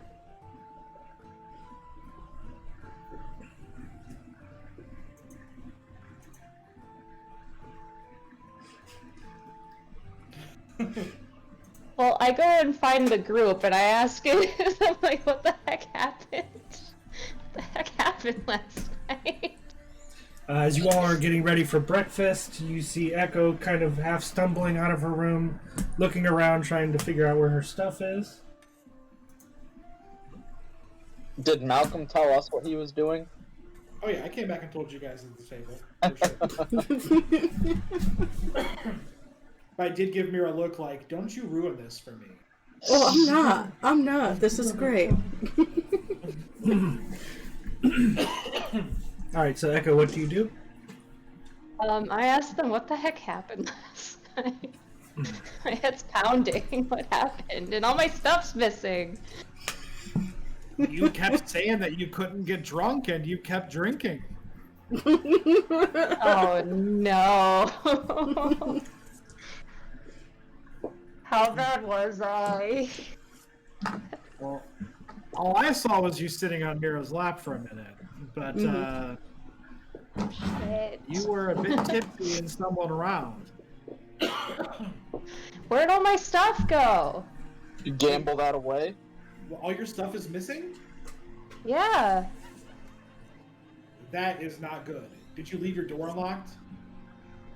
I don't know. I don't remember. I don't remember anything. I don't even know how I got back to my room. Well, I think Mira and I helped you to your room, but we left you there. Did you lock the door? Well, we can't lock it from the outside. It only locks from the inside. So it sounds like somebody was an irresponsible adventurer. Are you trying to frame me? No. No, they're gaslighting Echo. Full on gaslight, like fucking turn that dial up to 11. You can hear the electric ignition clicking. So what do you do, Echo? And I'm just like, you sure you guys haven't seen my stuff? You guys aren't fucking with me? Oh, okay. So you are suspicious of them. Roll an insight check. Yeah, I'm a little suspicious because I know they tend to have shenanigans. All right, and Malcolm, as you answer the question, roll a deception check.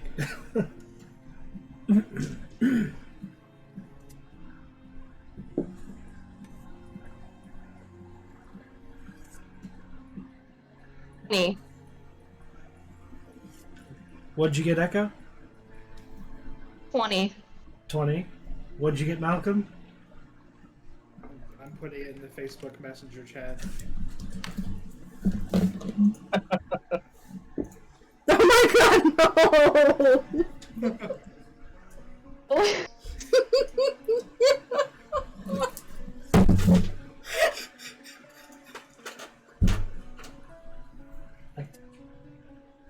Oh, that's funny.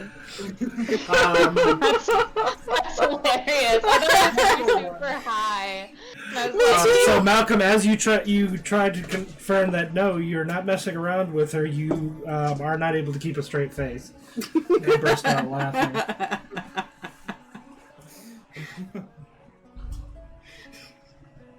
Like, maybe you're just an irresponsible kid.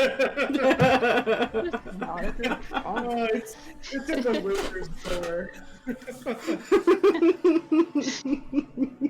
I'm gonna get you back for this. Like, Hey, you stole from my ancestors, I stole from you. We're even. okay, touche.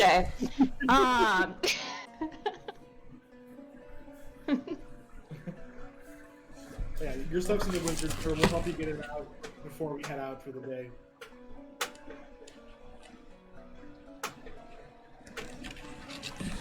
Alright, so if everybody could go ahead and remove about 3 silver pieces for breakfast. Unless Zuko's going to try to steal somebody else's leftovers. Nah, not this time. Alright, so about 8:30, trying to 9 steal my o'clock. leftovers will slap your hand. That's what he does. He actually walked around the inn at one point. And just eating whatever people had left on their plates. Yup. And at one point, somebody wasn't even done. He was just like, "Are you done with that?" So about 8:30, 9 o'clock, you guys are ready to, get going and hit the town. The weather today is a little cooler than yesterday, 57. No clouds, which probably explains the temperature drop. I'll look at our get and just ask her if she is okay with walking, or does she want to ride or hire a coach for the day while we're in town? She thinks about it for a moment. You know what? For now, I'll walk. Like I said, I've been sitting around quite a bit lately, so. Yeah. You just let us know when you need to sit down. Right. So you guys make your way over to the. Let me remember what it's called.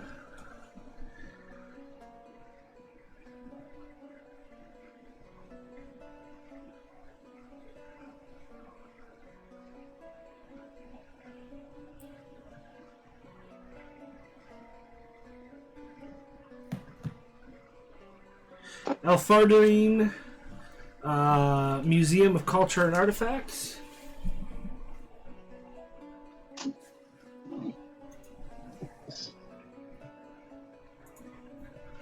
Yep, we make it that way.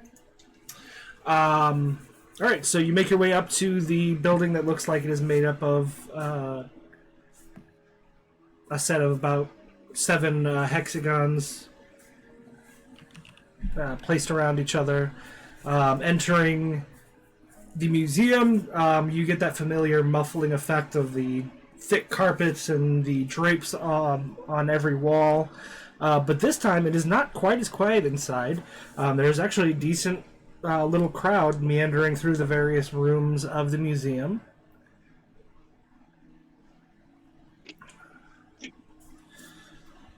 It takes a few moments before Lorenus makes his way back into the main room, sees Zuko, and gets very excited to see him. Zuko! Haven't seen you in a while. It has been a little while. I hope everything's been all right. Things have definitely been going well here. As you can see, we actually have patrons. Yeah, that's awesome. Did you get something new in that's attracting people? It's the stuff you've brought in and previously. Finally managed to get the new displays up, and we're having a lot more luck getting people to come in and look at it. That bow is definitely a popular exhibit. Oh, glad I could help. We may have found another artifact that you may be interested in displaying. And I motion over to Malcolm. And then I pull out the pouch with the amulet, with the ancient elven amulet on it. Oh, excellent. Follow me. And he brings you back to through the central exhibit room and towards the back where his workshop is. Has you set it down on a table. He has a big magnifying glass and candles with magnifying lenses to light the workbench. And he throws on some gloves, pulls it out. Oh yes, very nice. This is a religious amulet. Very, very old. I'm not immediately familiar with the deity. I'll have to do some research, but this is most likely dedicated to one of the Eternals.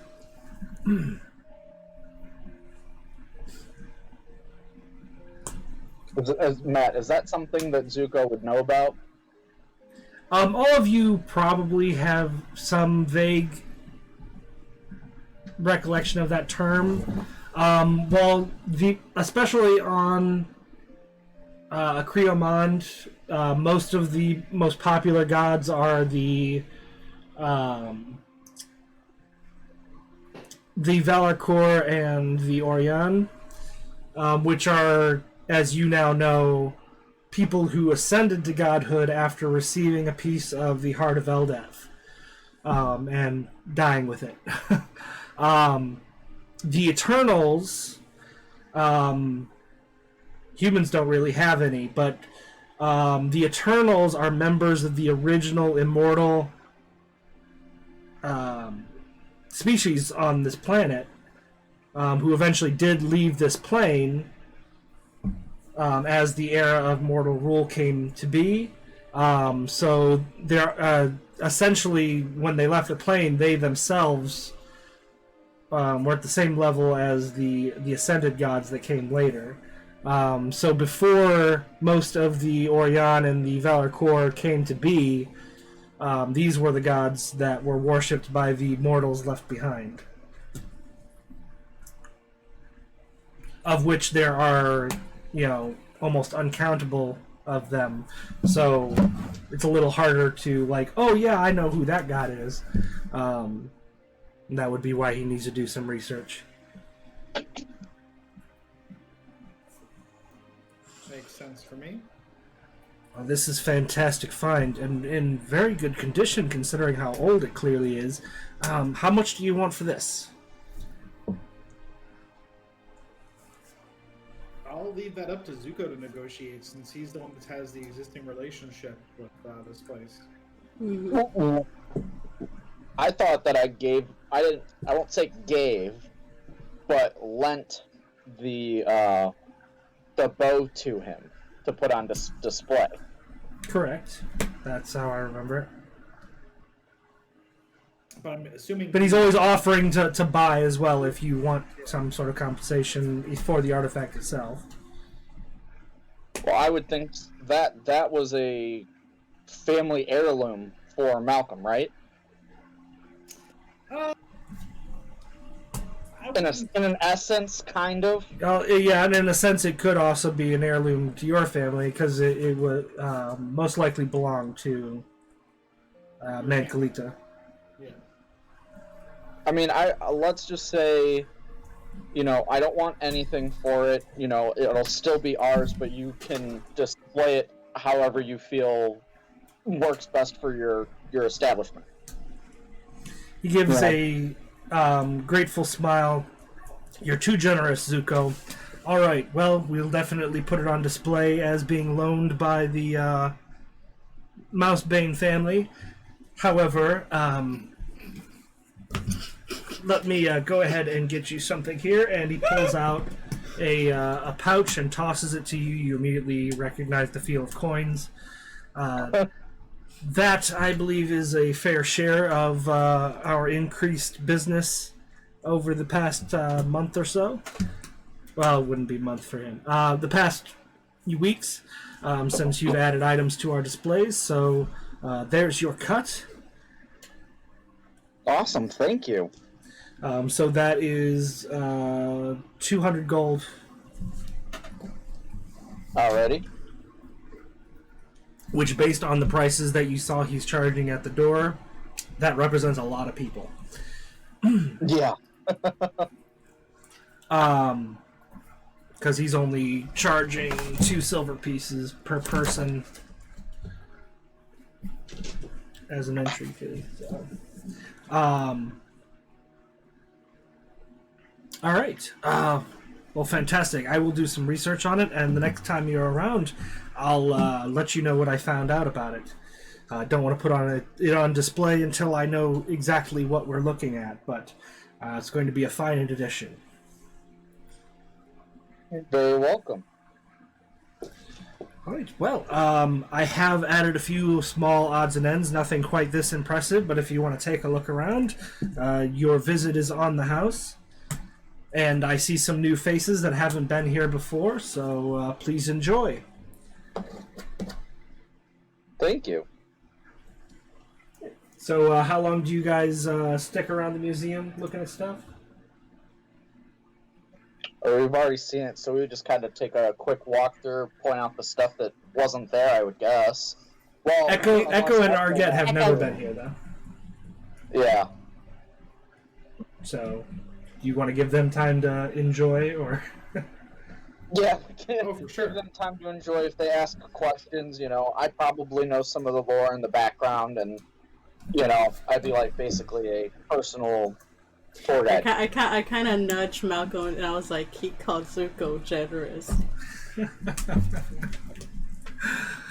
All right. Going to be frugal but generous with their belonging. Zuko, can you roll a performance check for me, please? Alrighty.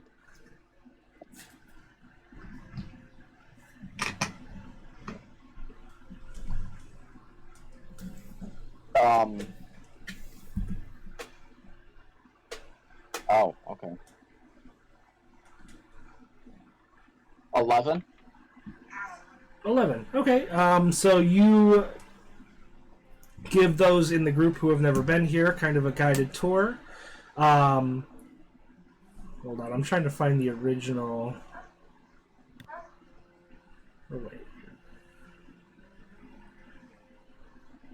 Oh wait. Okay, it's right here.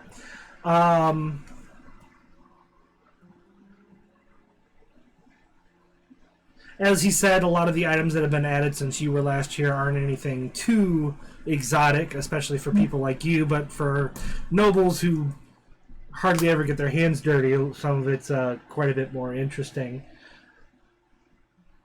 You guys bring up when you see the stuffed blink dog. You reminisce about the heist in Twin Locks, where you had to put the blink dog to sleep to get across the yard. Oh my god, yeah, I remember that.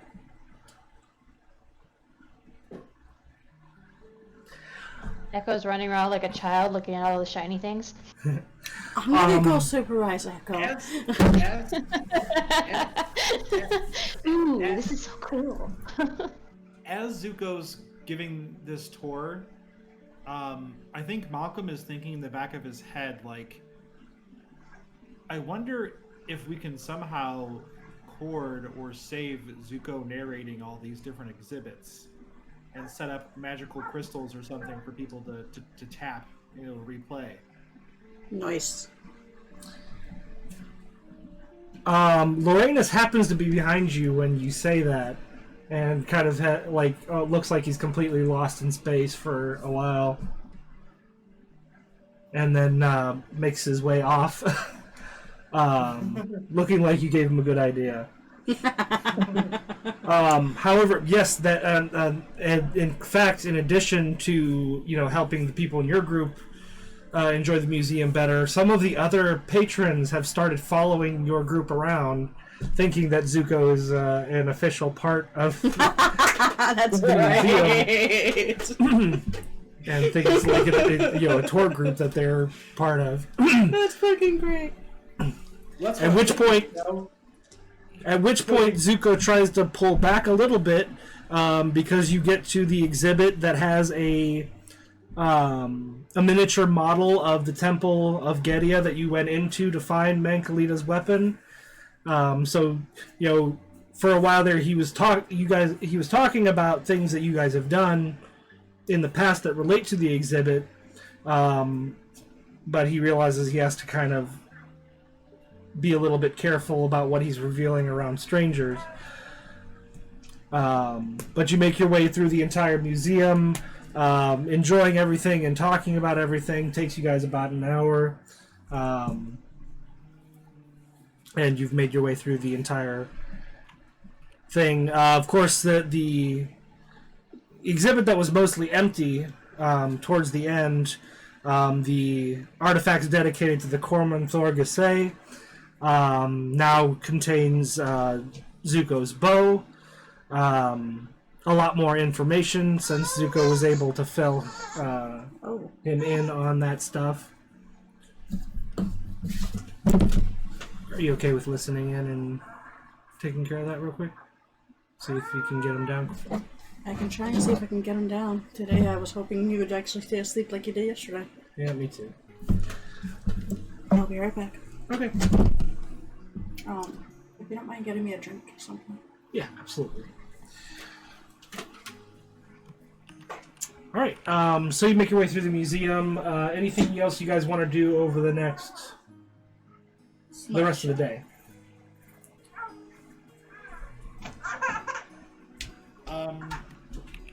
I don't think so. I mean, I guess we could stop by Palhas.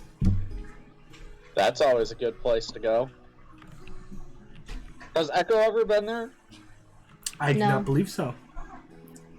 Echo's never been to this city. I don't think. Nope. And I don't think you guys stopped by the Alhais branch in Anexa the last time you were there either. Alright, so you make your way to the magically enchanted tent. Alhai recognizes you, Like the instant we walk in. for most D&D players, Tabaxi. In this world, they are called Catan. It's a cat person CC, so just so you know. Intriguing.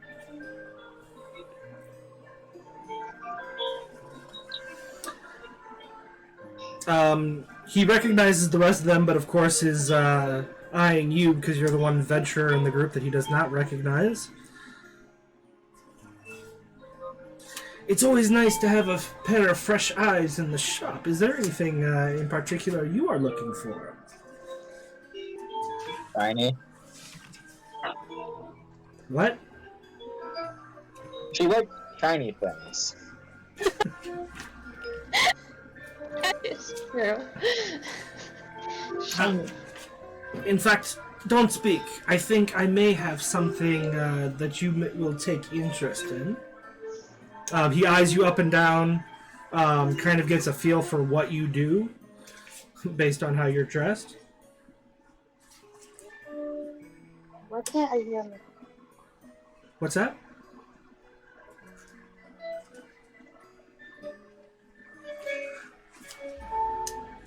For you, Echo, he actually pulls out a small dark wood box and opens it up, and inside is a very elegant dagger made of black metal. Anyways, he says they have ethereal properties. They crit on 19.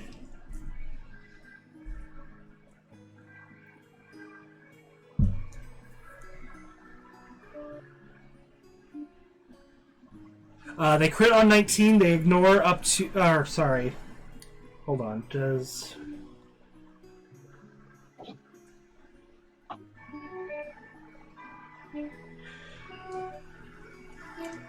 Alright, how do I describe this? Essentially, they are +3 for attack, just not +3 for damage. So they, partially ignore armor, and they also ignore cover. Anything but full cover, you will still be able to hit. That's pretty cool. Oh, that's really cool. Now you gotta get down to how many shinies is it gonna cost you. How many shinies does this cost?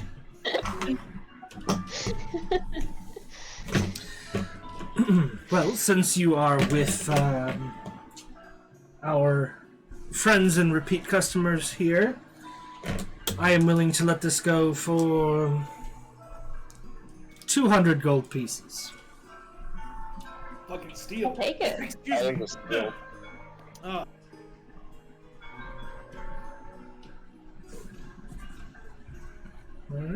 Alright, so that, somebody please remind me to make sure I get the entry put in D&D Beyond, but it's +3 to hit.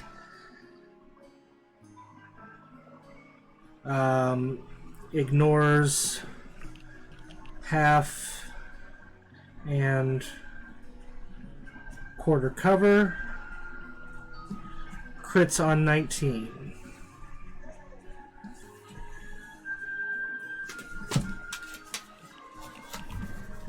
So you now have yourself a magic dagger.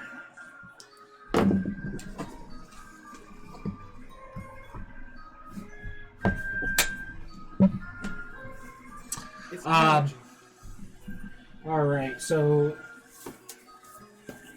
you've got something. Other new items you see in the shop.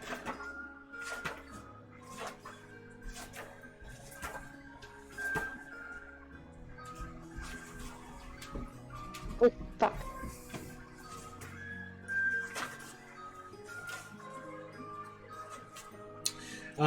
He has a basic longsword that does ice damage.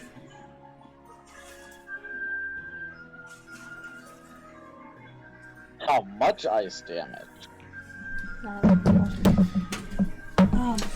Same standard damage as a normal longsword, but it changes the damage to cold.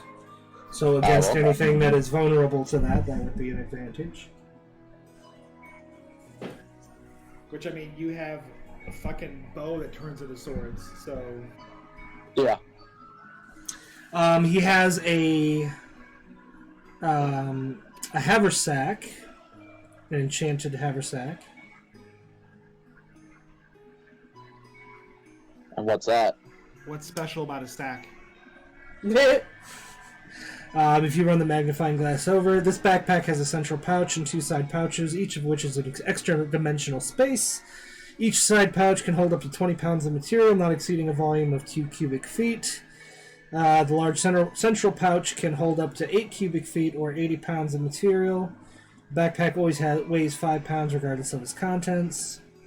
It's, essentially a smaller version of the bag of holding.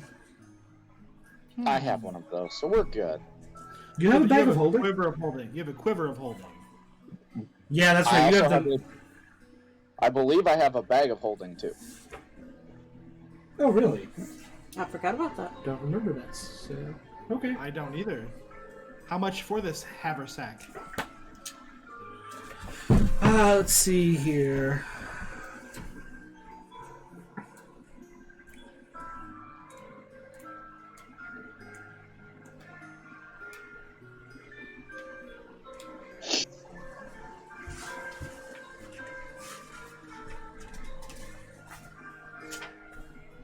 Bear with me just a moment. I'm trying to find the right chart.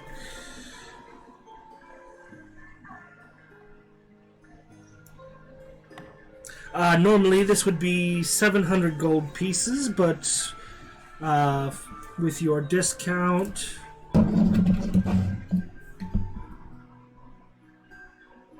it would be 550.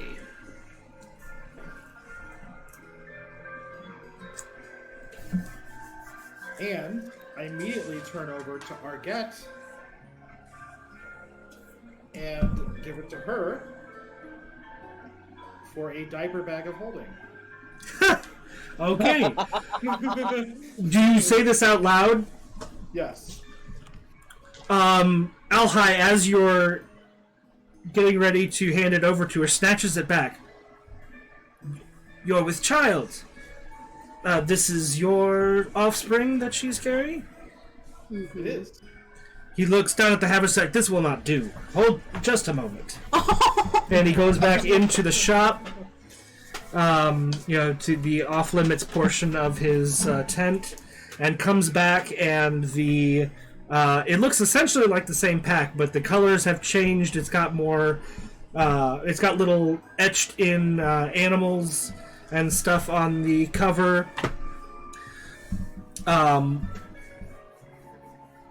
One of the attached pouches now has a essentially a flask.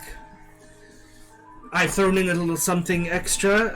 This flask, if filled with a fluid of any kind, can contain as much of it as you see fit.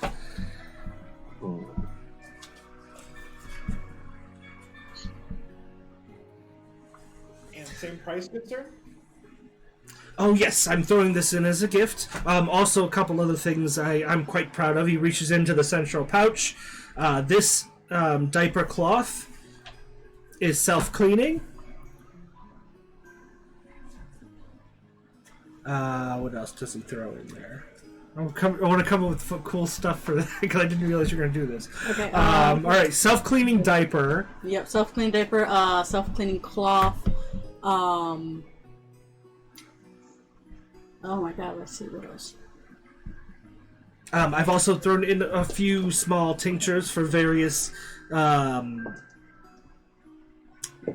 human baby ailments, upset stomach, things like that. What if it's not? What a if it human spawns baby? toys? Well, both parents are human, so he's making a pretty safe assumption. And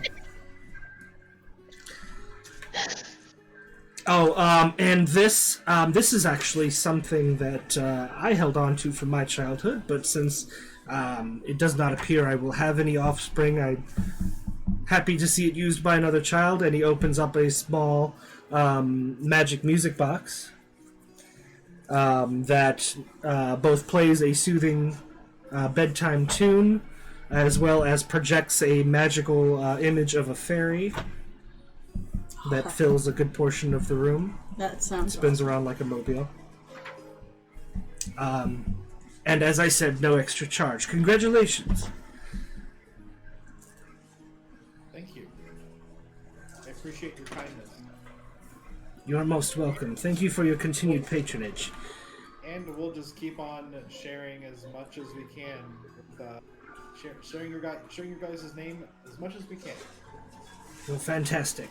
Is there anything anything the rest of you are looking for?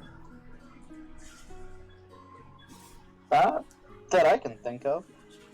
Not that I can think of either. I'm still browsing. What's that? I'm still browsing. I just got back. Okay.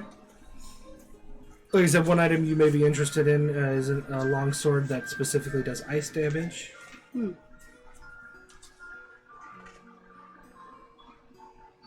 know what? Yeah, sure. I'll take it. Okay. That is a simple 150 gold pieces.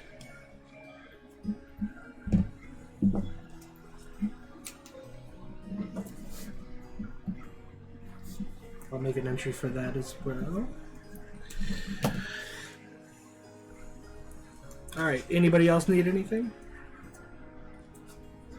No? Alright. So, any other particular things you guys want to do with the rest of the day? Isn't there a bookshop? What's that? You read my mind. I was about to say I wanted to go to Yes, the there is a bookshop in town. It has a smut section, so I want to see what else is new. I was gonna Yeah, say. I would also like to go with Mira to the smut section of the bookshop. Alright. I was thinking the same thing. I saw that coming a mile away. Alright, so you guys make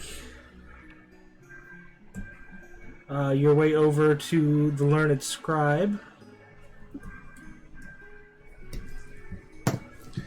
which is not particularly busy, very tight, kind of cozy bookstore.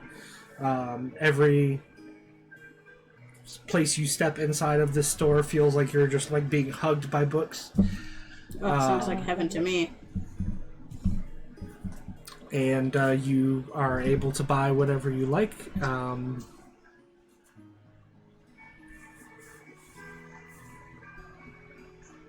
So how much do you buy, and what in particular are you looking for? I'll let you decide what you find.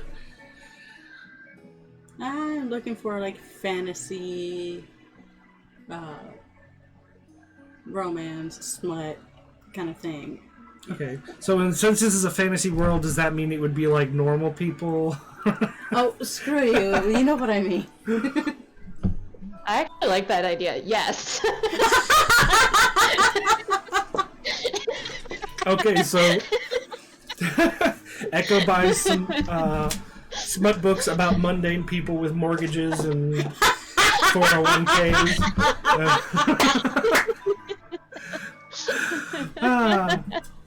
You'll find it's a very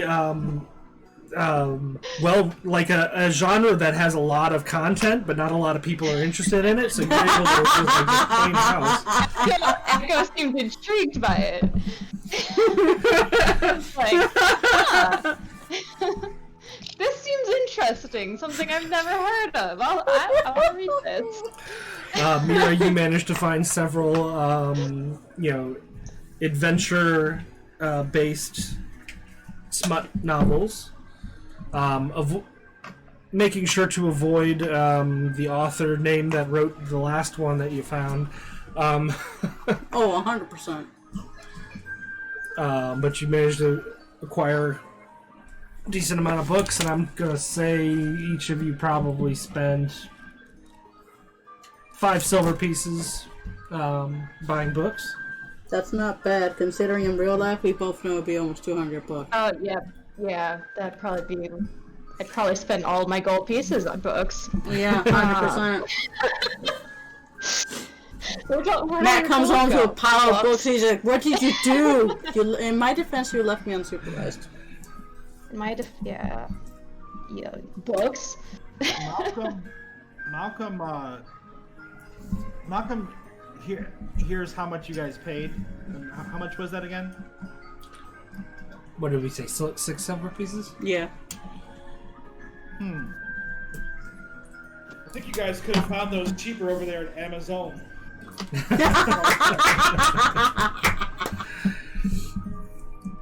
I look at Malcolm questioning, like... I don't Now You Matt, know now Matt has to make a new bookstore called Amazon across. They have an owl deliver your books right to your doorstep. An underpaid owl that it can't even go to the bathroom. Jesus Christ. We're just gonna build a whole bunch more Serenities and just have fucking just run a shipping company. Sorry, Cece, you had something? Oh, I would also like to try and see if I can find a book on like human history, like to learn more about like the history of the world right now, of what's going on, like just a history book basically. So you mean more, not so much human history, but mortal history? Yeah, mortal history. To kind of Okay. try and like educate myself a little bit more on what's happened and what's. Is that-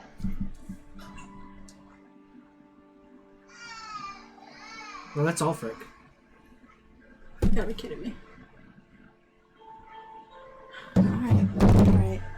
I mean, or What? is she asleep? I don't know. Give me the monitor.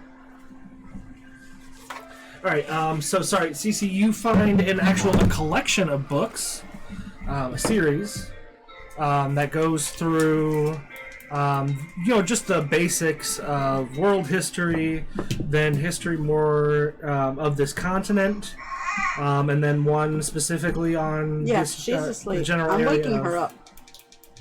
Palhas. So you're I'd like able to know by the entire series. Alright, so that in of itself will total about 1 gold piece and 5 silver. And these are thick, like reference books, but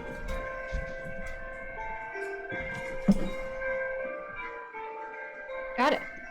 alright, so unless it is something severely obscure, whenever you have access to these books, if they are on your person or your, where you're keeping them, you will have advantage on history checks because you'll be able to look it up.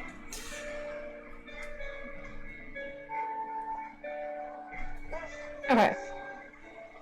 A fantastic choice. Alright, so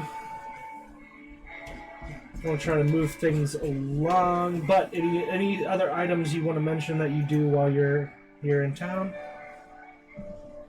Also a reminder that there is the library, the archives here are a little bit more robust than they are in Alexa. So if there's any research that needs to be done, this is a good place to have it done.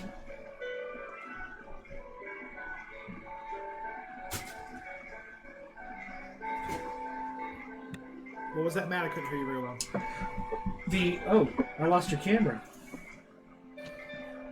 How? I don't know. It's been gone for a good minute.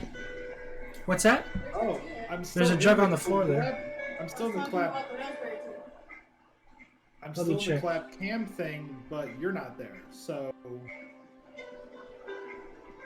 maybe it times out after a certain amount of time. Could be. Let me. Are we out of the raspberry too? There should be another bottle around there somewhere. I'm not sure where they went. They got out of that package. Hold on. Let me resend you the link.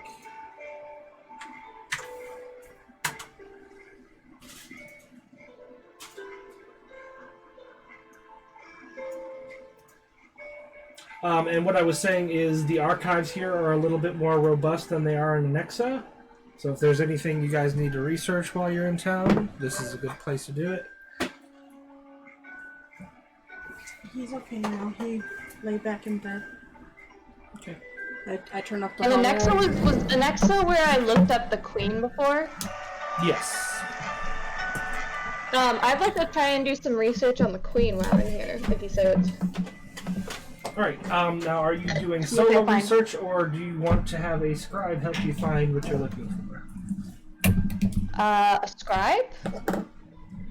Okay. So simple enough. you go in and you describe what you know so far, and I mean, I'm assuming, obviously, not mentioning your connection to it. Nope. But you describe what you know, what you've seen, and what you want to know, and describe, what's your passive insight? 11. It keeps coming up with just me again, Matt, so I'm not sure if something's wrong with Streamlabs or what. Okay, could be. Guess we'll just have to live with it. It says hidden on stream. Why hidden? Technology's being a pain in the ass. As usual.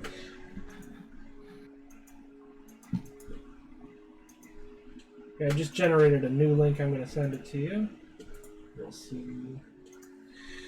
Alright, so the scribe tells you that he will do what he can and to stop by later in the evening tomorrow.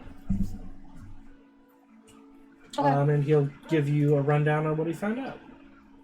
Okay. Nope, same thing's happening. I tell him thank you. You're most welcome, miss. Alright, anything else? Before we jump to the next I day? don't think so. I think we're good. Mm-hmm. Alright, so you enjoy a day on the town. I guess I could ask Argette if she needs anything. Does she need maybe some new clothes? Because she's showing more. That would be fantastic. There isn't a decent freaking tailor in Anexa. And you happen to know of a nice shop run by a gaggle of gnomish women called Age Old Yarn. Yep, I remember them. So you take her over there, and let's take her over there. The old gnomish women are falling apart all over her. And I'll check with her too to make sure she's okay to walk. Still, make sure she's comfortable on her feet. Towards the end of the day, by the time you get to this point, she is getting a little bit tired. So if you want to hire a cart, Definitely do. So while all the gnomish women are gaggling and googling over her, I'll send somebody to hire a cart and send it over. All right, easy enough. That's going to cost you like 2 copper. Okay. For within the city. So they make her a bunch of custom maternity clothes that are adjustable, so as she gets bigger, she can just let it out. She feels very comfortable and happy.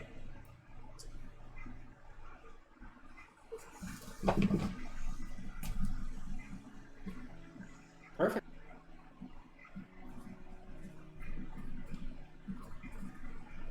How much does that run me? That is going to run you...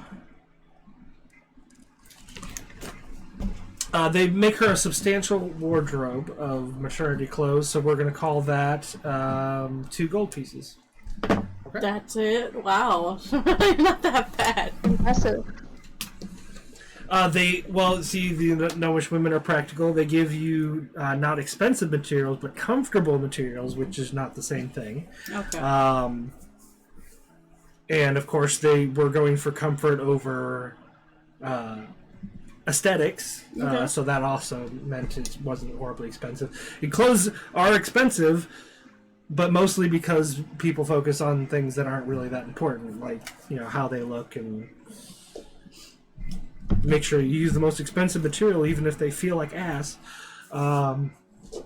So even if it's scratchy as shit and it's making your balls Yes, itch. a lot of noble clothing is extremely uncomfortable. Wow. All right, so she has a full wardrobe of new maternity clothes.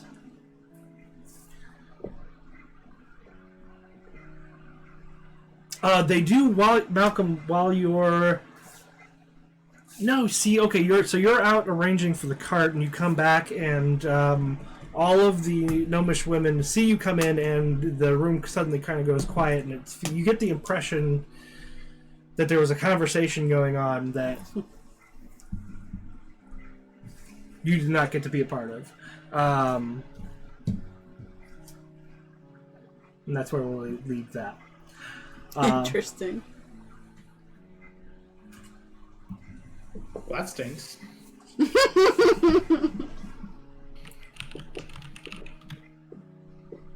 Alright, so again, anything more before you guys head off to the meeting the next morning? I can't think of anything. Okay. Not that I can think of. Actually, is Palhas where Zuko found that bakery, or was that on the next Yes, side? that's Palhas as well. I let Malcolm know I'm gonna go make a stop at the bakery, and I ask her again if she's like craving anything specifically, like anything sweet or. Yes, I haven't had a sweet roll in some time. I'm glad she get you some. Alright. So, for sake of brevity, we'll say you spent...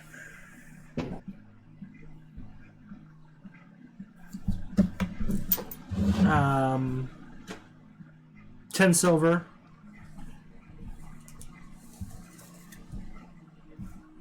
At the bakery, getting whatever your heart's desire. Mm-hmm.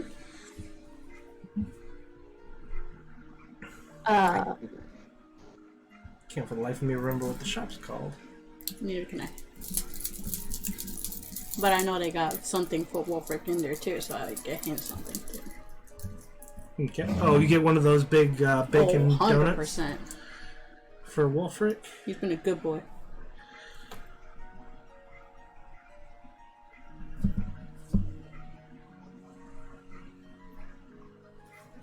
All right. If there's nothing else, we'll go ahead and roll around to morning. Arget is, of course, going to stay behind for the secret meeting. I may have forgotten to mention in the original message, the Jarl said that the meeting would be at the Lord Mayor of Palhas's castle in his court.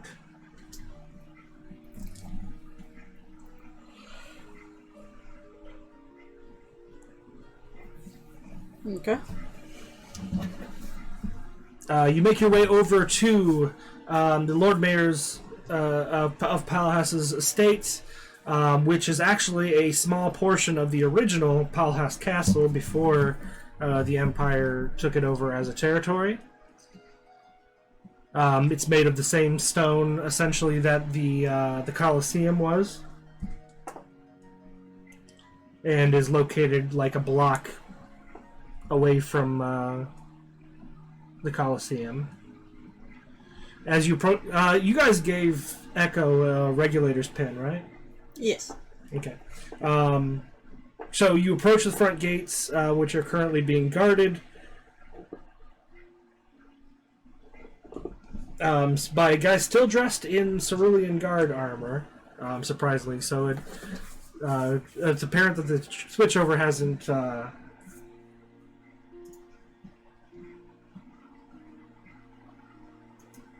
hasn't been complete. At first, the guards at the gate go to block your way, but the clearly older of the two guards looks at your badges and recognizes you, taps the other guy on the chest. It's all right, they're expected. This way, and he opens the front gates, allows you in. You make your way into the central court of the castle. The Lord Mayor of Palhas is not anywhere in sight when you enter the room. But you make your way into this large, open, rectangular room with the gallery seating on the side, a small throne at the back of the room where the Jarl is currently seated. The rest of the group is already in attendance. One thing that catches your attention about this room, it is lit like you would typically expect a room like this to be lit, with candle sconces along the walls. But it's extra bright, and you realize when you look up that it is because there is a mirror on the ceiling that runs almost the entire length and width of the room. which is causing the light to bounce back down very effectively. Is this the orgy room? Is this the what? Oh, Orgy room? Just saying. nope. Mirror on It's the just ceiling. it's just a room with a big mirror on the ceiling that has absolutely no other purpose for being there except for decoration. Pay no attention to it. Suspicious.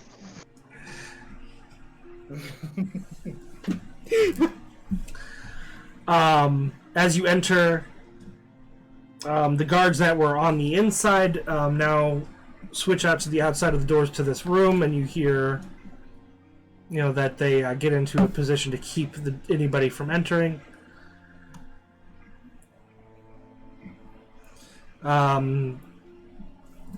Unlike at Fort Anexa, there's no table to sit around, so everyone's kind of forming a half circle around the Jarl. Everyone but Lorimer is in attendance. Once you have kind of gotten all the way into the room and seem like he has your attention, the Jarl speaks up. Thank you, everyone, for meeting again on such short notice. Sorry we are not at our usual location. We have training going on at the fort, and I don't want any prying ears to hear what's going on at this meeting. Again, sorry about the short notice, but we have a pressing matter to attend to. Regulators, I hope you were able to deal with whatever you were doing before I interrupted. We always do take care of business. Good. Glad to hear that. Well, folks, the day that I knew would come, but was not looking forward to, seems to be here. Up until now, our secession from the Empire has been quiet as the Empire is distracted and spread thin. We've managed to do things that we need to do without drawing too much attention. However, I have just been informed by Sebastian that the Quorum of Creomond is being brought to session in 1 week's time.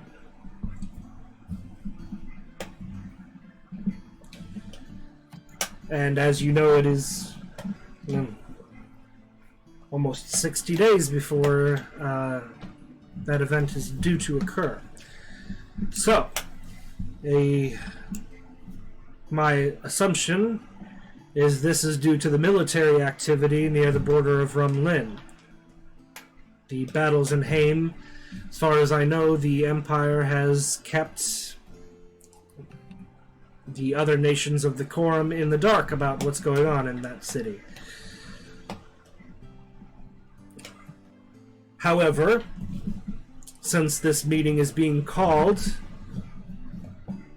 the one other nation that knows that, or may have noticed that we've seceded, is Teresia, since we've engaged with them in skirmishes on the southern border.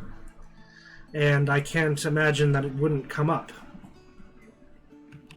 So the time has come for us to make ourselves known. Which means we are going to have to get into that meeting. The fine details will be worked out over the next week. We have the ability to get everyone we need into the Imperial City and positioned to make our entrance. Now, Regulators, as you know, I know about your history, and since this is something like a heist in reverse, I will definitely be seeking your counsel as we plan our break-in. But I wanted everyone to know what is going on and what needs to be done. We don't have a lot of time to get this right. We need to get into that meeting. We need to present our case for secession, our case for joining the quorum independently of the Empire, and while we're at it, he looks over at Alexandria.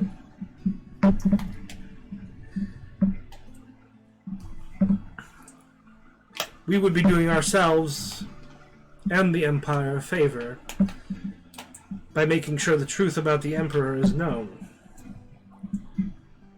Whether they choose to remove him from power or not will be largely up to them, but I think we can make a good case for that as well. But first, you have to get me into that room.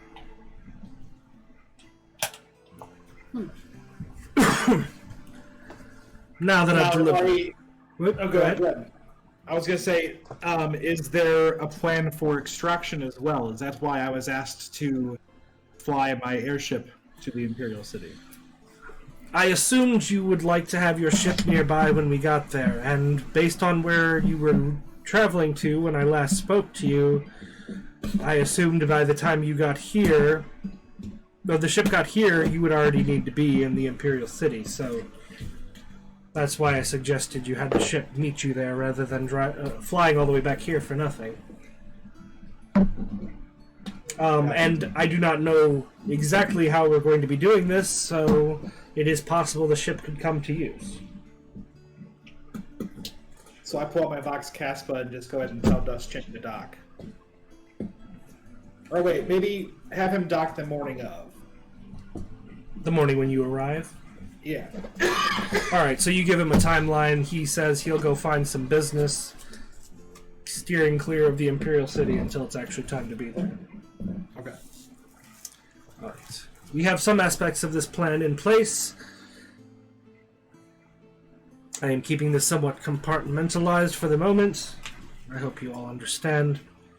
But I wanted you all to know what was going on. So, we'll be meeting back here every day over the next week, or at least those of us who will be directly involved. While we have the Regulators here, I believe others had some business with the Regulators that they were sent on, and you're free to deal with that now.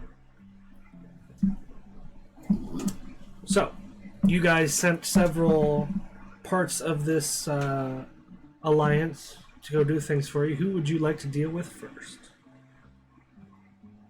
I look over at Mira. Do you want to talk to Ethan? Yeah, just give me a few minutes. I mean, she has the crown is all I care about. You can do your own thing later on. You're very pushy about the situation, sir. Okay, any professional things you would like to talk about, not personal? Thank you. Well, no, didn't we send her about the crown? You did. So you suggest starting with her? Yeah, we're starting. Yeah, that's what I was saying. I was joking around, and I said, Gotcha. well, I'll let you deal with her later on. Yeah, thank you. Ethan looks a little surprised. She kind of approaches you, Malcolm, and says, I'd rather not have everyone in the room when we address that particular mission. Okay. Somebody who else to be sent out? The night shifters? I believe so. All right. You sent out the night shifters and you sent out Salas's vampires. Yes. As well. All right. So Sebastian steps forward. All right. Where to begin?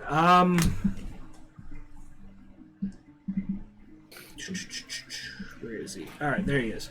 I'm personally made my way into the ancient Dwarven city near Medno. Quite an interesting ruin.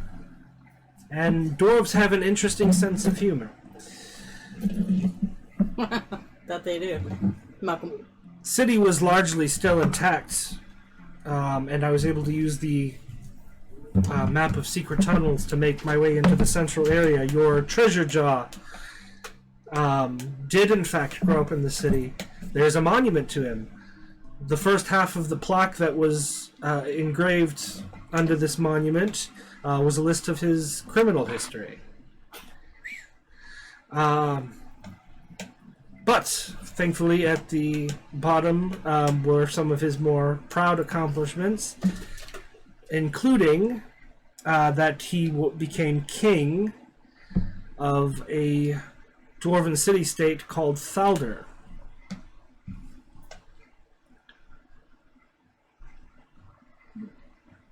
I was not immediately familiar with this name. However, ancient dwarven city-state, I assumed what better person than to ask than a thief. I talked to some of our older members, and it was once a pretty popular spot for treasure hunting. Let me switch over to...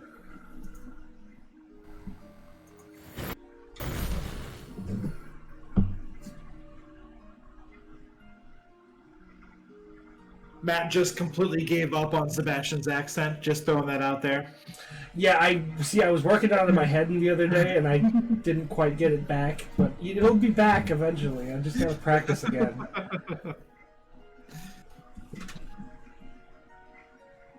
He had a German accent, didn't he? Oh, light German accent, yeah. Yeah. I just had to screw with him because I heard he's just talking normally. I'm like, wait a minute, Sebastian has Right? There it is. All right.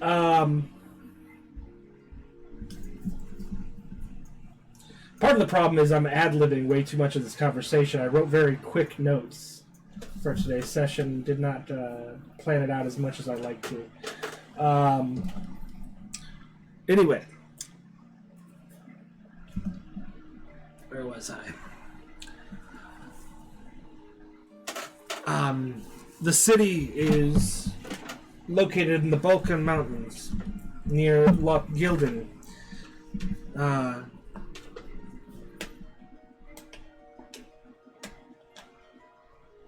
The city predates the Empire and the Great Migration. From what people are able to gather, the city was largely destroyed by a sudden, unexpected volcanic eruption.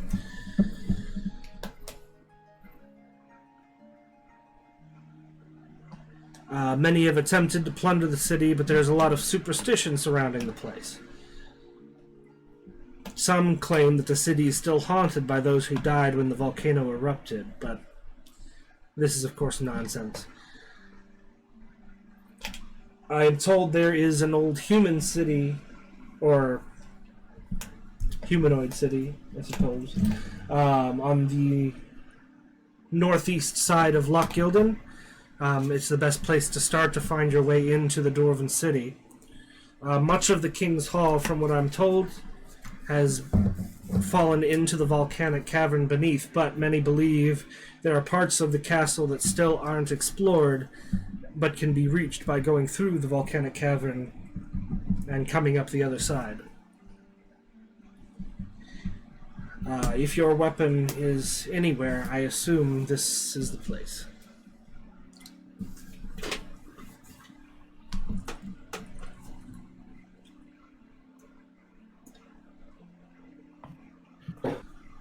And Mira, I know you sent me on somewhat of a side mission here.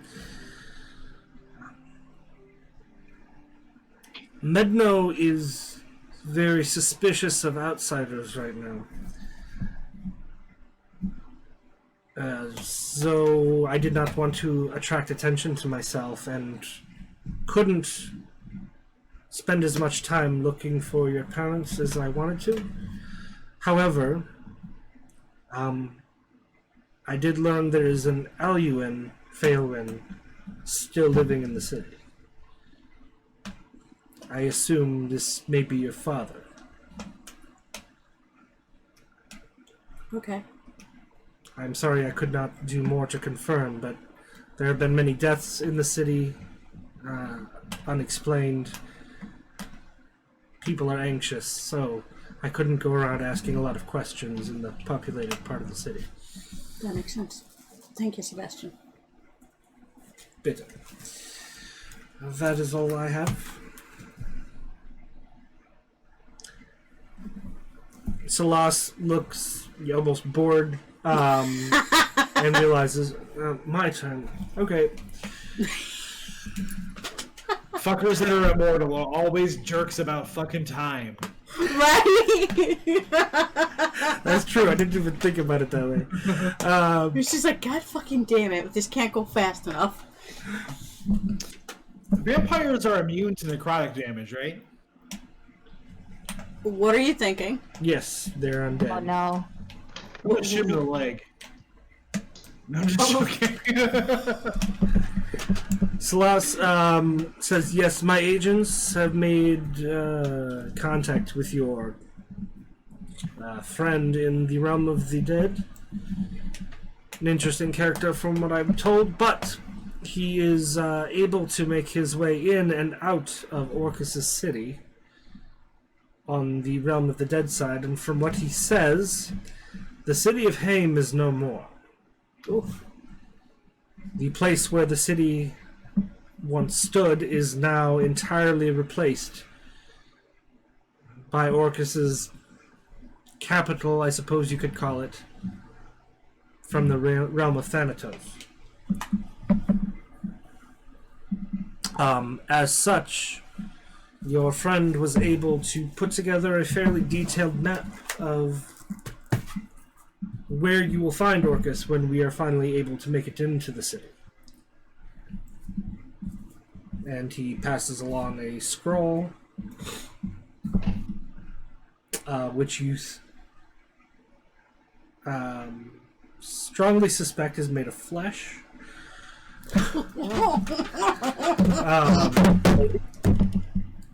But it contains essentially a city map of Thanatos and where to find Orcus once you reach that point. Why is it gonna be so gross? Why is it gonna be so gross? Flush mat. To you by the creators of... And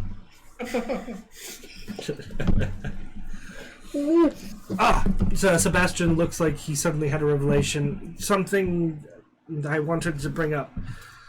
Mira, I would be especially careful walking the streets of any populated part of the Empire. The number of huntsmen traveling in groups looking for you has increased severely. Yay. Oh, because I told him to fuck off. Is that gonna be like another god we're gonna have to kill? Probably. It's I an don't- option. I don't even know if we can actually kill him. The thing is, he's fucking pissed all because I told him to fuck off. You have 3 god killer weapons. well, that's what Tempting. happens when you tell someone to fuck off. I know you can handle yourself, Mira, but I just wanted you to know they are Persistent. not taking any chances anymore. I wouldn't be surprised if at some point you're meeting an entire army of them. I'm going to take off. I'm going to take the mask of many faces out of my bag and pass it over to Mira. Suppose I should start disguising myself. Might not be a bad option.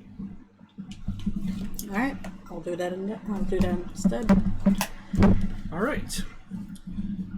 Well, I believe the knight has business with our friends, so the rest of us should most likely retire. We'll be back. We'll be back tomorrow morning. Thank you, Jarl King.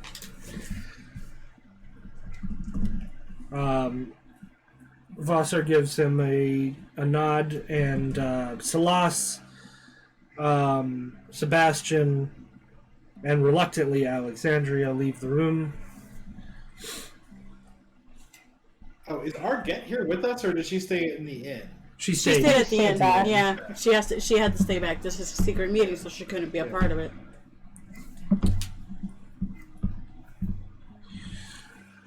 I just want to make sure it might not be a bad idea for the baby in the womb to get a sense of the plan in case something were to happen to me. No, I'm just little fucking baby with the fucking Reaper's hand. right. Or a rattle. It turns into a rattle. Rattle of death. The death rattle. All right. Ethan watches everyone leaving the room and kind of listens to make sure everyone has gotten well away. The Jarl is still there with you. And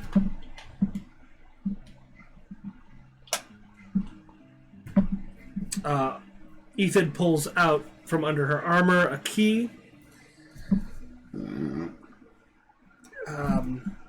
Malcolm, I believe you have a doorknob I could borrow.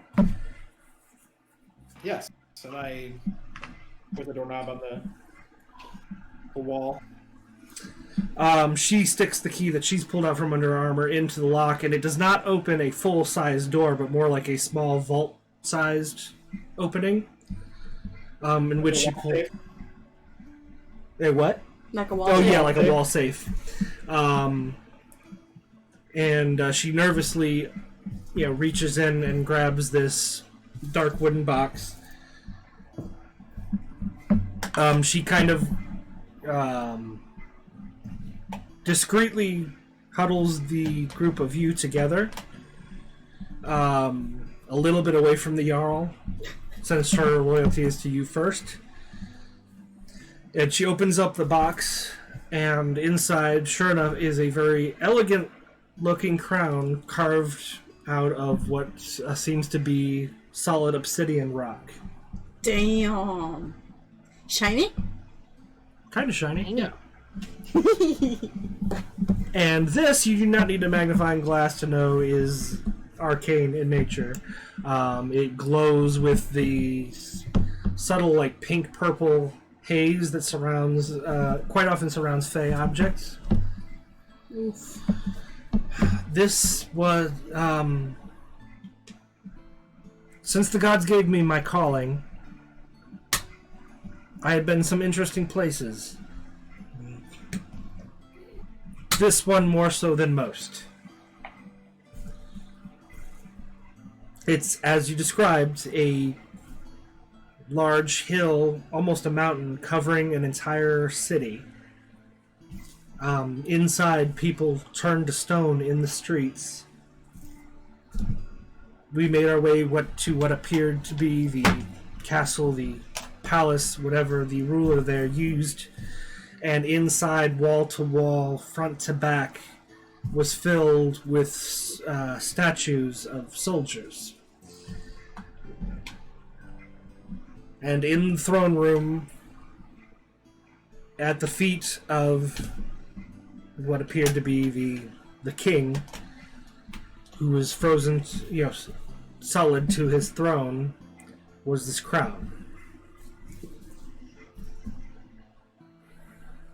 So, what would you like me to do with this? Now, the end goal of this was for, because it controls the stone army, right? Yeah. That is what the legend says. Okay. So, we were thinking of using this for the Jarl, or King now, I guess, to Used for this battle. For this battle in Heim. But once the battle was done, then we were going to destroy it or whatever, right? we Or take it back to the ground. I believe you wanted to try to destroy it. Okay. So, are you guys still comfortable with that plan? I am. Yeah. Yeah, that's fine. I'm going to be very frank with the Jarl. I'm going to call him over, and I'm going to. Does he knows about the crown, right? No, I don't know that you've actually had the conversation in front of him about it, about what it does, or. So I would explain all of that to him, and then dead eye stare in his face, like eye contact, dead eye staring face to face, and let him know that if he does not relinquish this crown after the battle is fought at Heim, that no stone army would save his life. Oh, Jesus.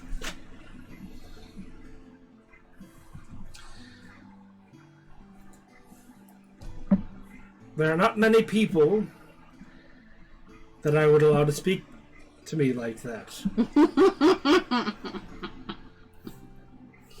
But I understand your heart's in the right place, and I respect you having the bravery to say it.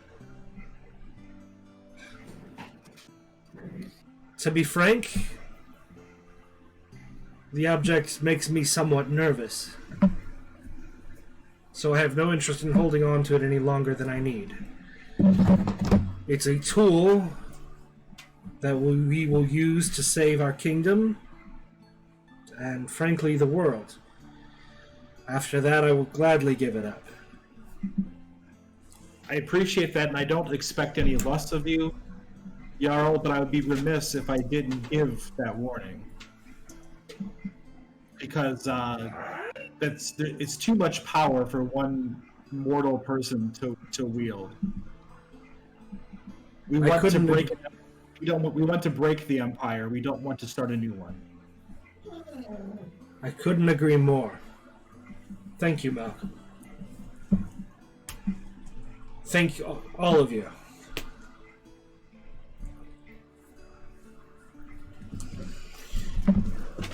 That was it. Alright, so you're handing the crown over? I would. What's I that? would say. What do you guys think? Should Should it be now or should it be a little later? Just a question. we hand it over? Should we hand it over now or closer to the battle? Closer to the battle? I would say closer to the battle. I'm gonna look back over at Ethan and be like, "Can you hold on to this in your vault until we are closer to the press against Hein?"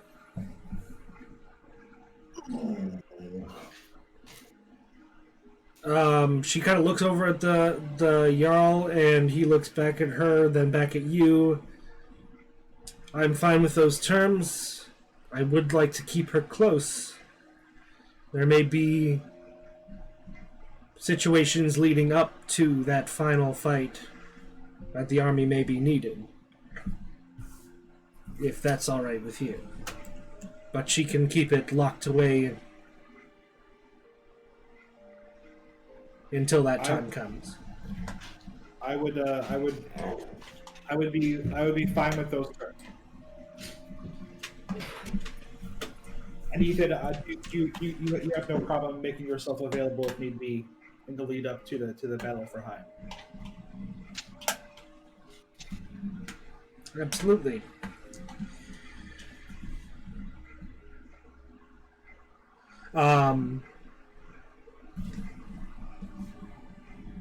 She signals a couple other knights of the Holy Regulators that were waiting off in the wings, and hands them the key and the box, and they follow the Jarl up to the top platform where they get ready to put the box back in its extra-dimensional vault.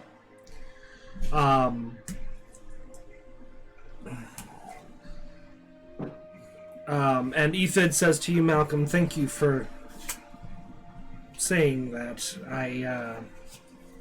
The more I learned, well, after seeing what happened to that city,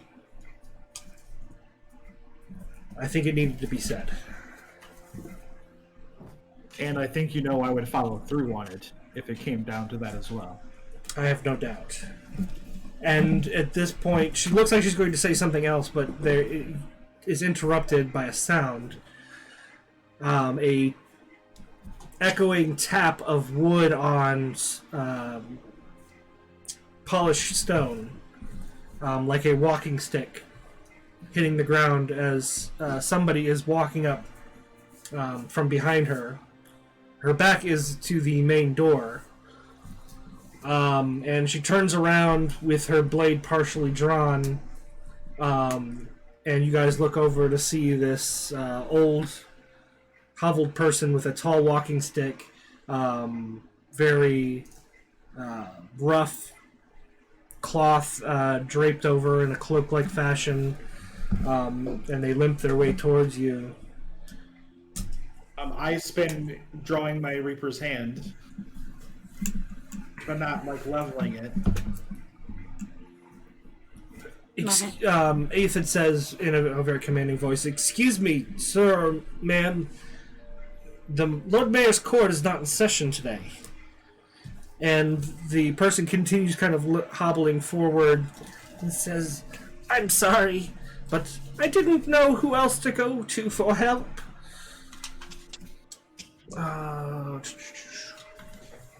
Oops. Well, that'll work.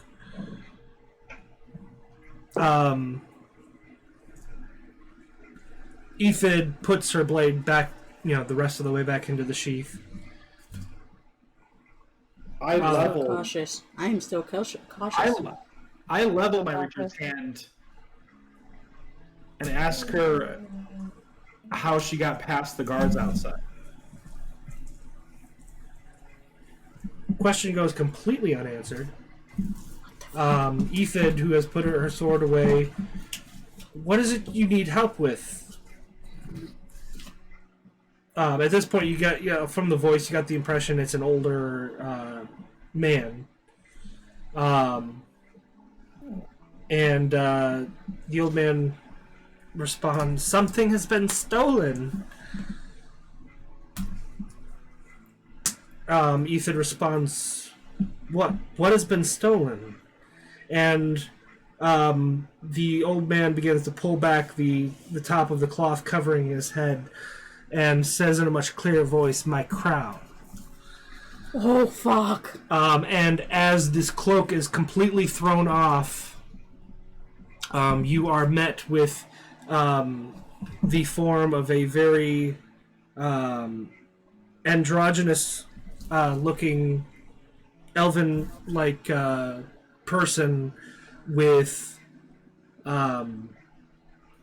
jet black hair and glowing amber eyes, and skin that is just impossibly perfect, unblemished, unwrinkled.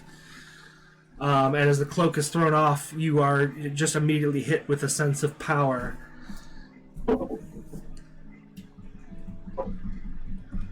Ephid, at this point, seems to snap out of the calm mood that she was in and steps back in the direction of where the crown is currently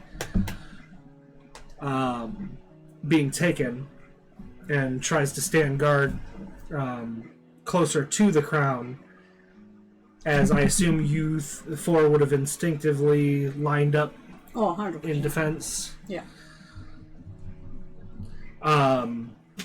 And at this point, the figure says, kind of chuckles a bit, "Oh, I see. You intend to keep it. Well, let's see who we're facing here."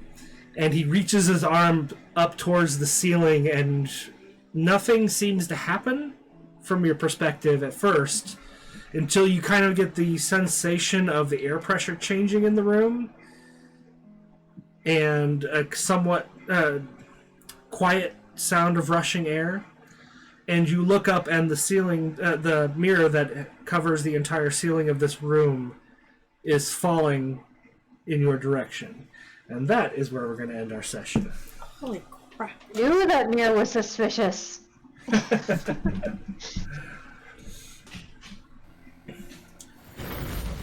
Alright, well, thank you for watching this pre-recorded session of Dungeons & Dragons. We will be back in about 2 weeks, hopefully back on Twitch. Thank you everyone who watched the VOD, even though it didn't come out on a normal night.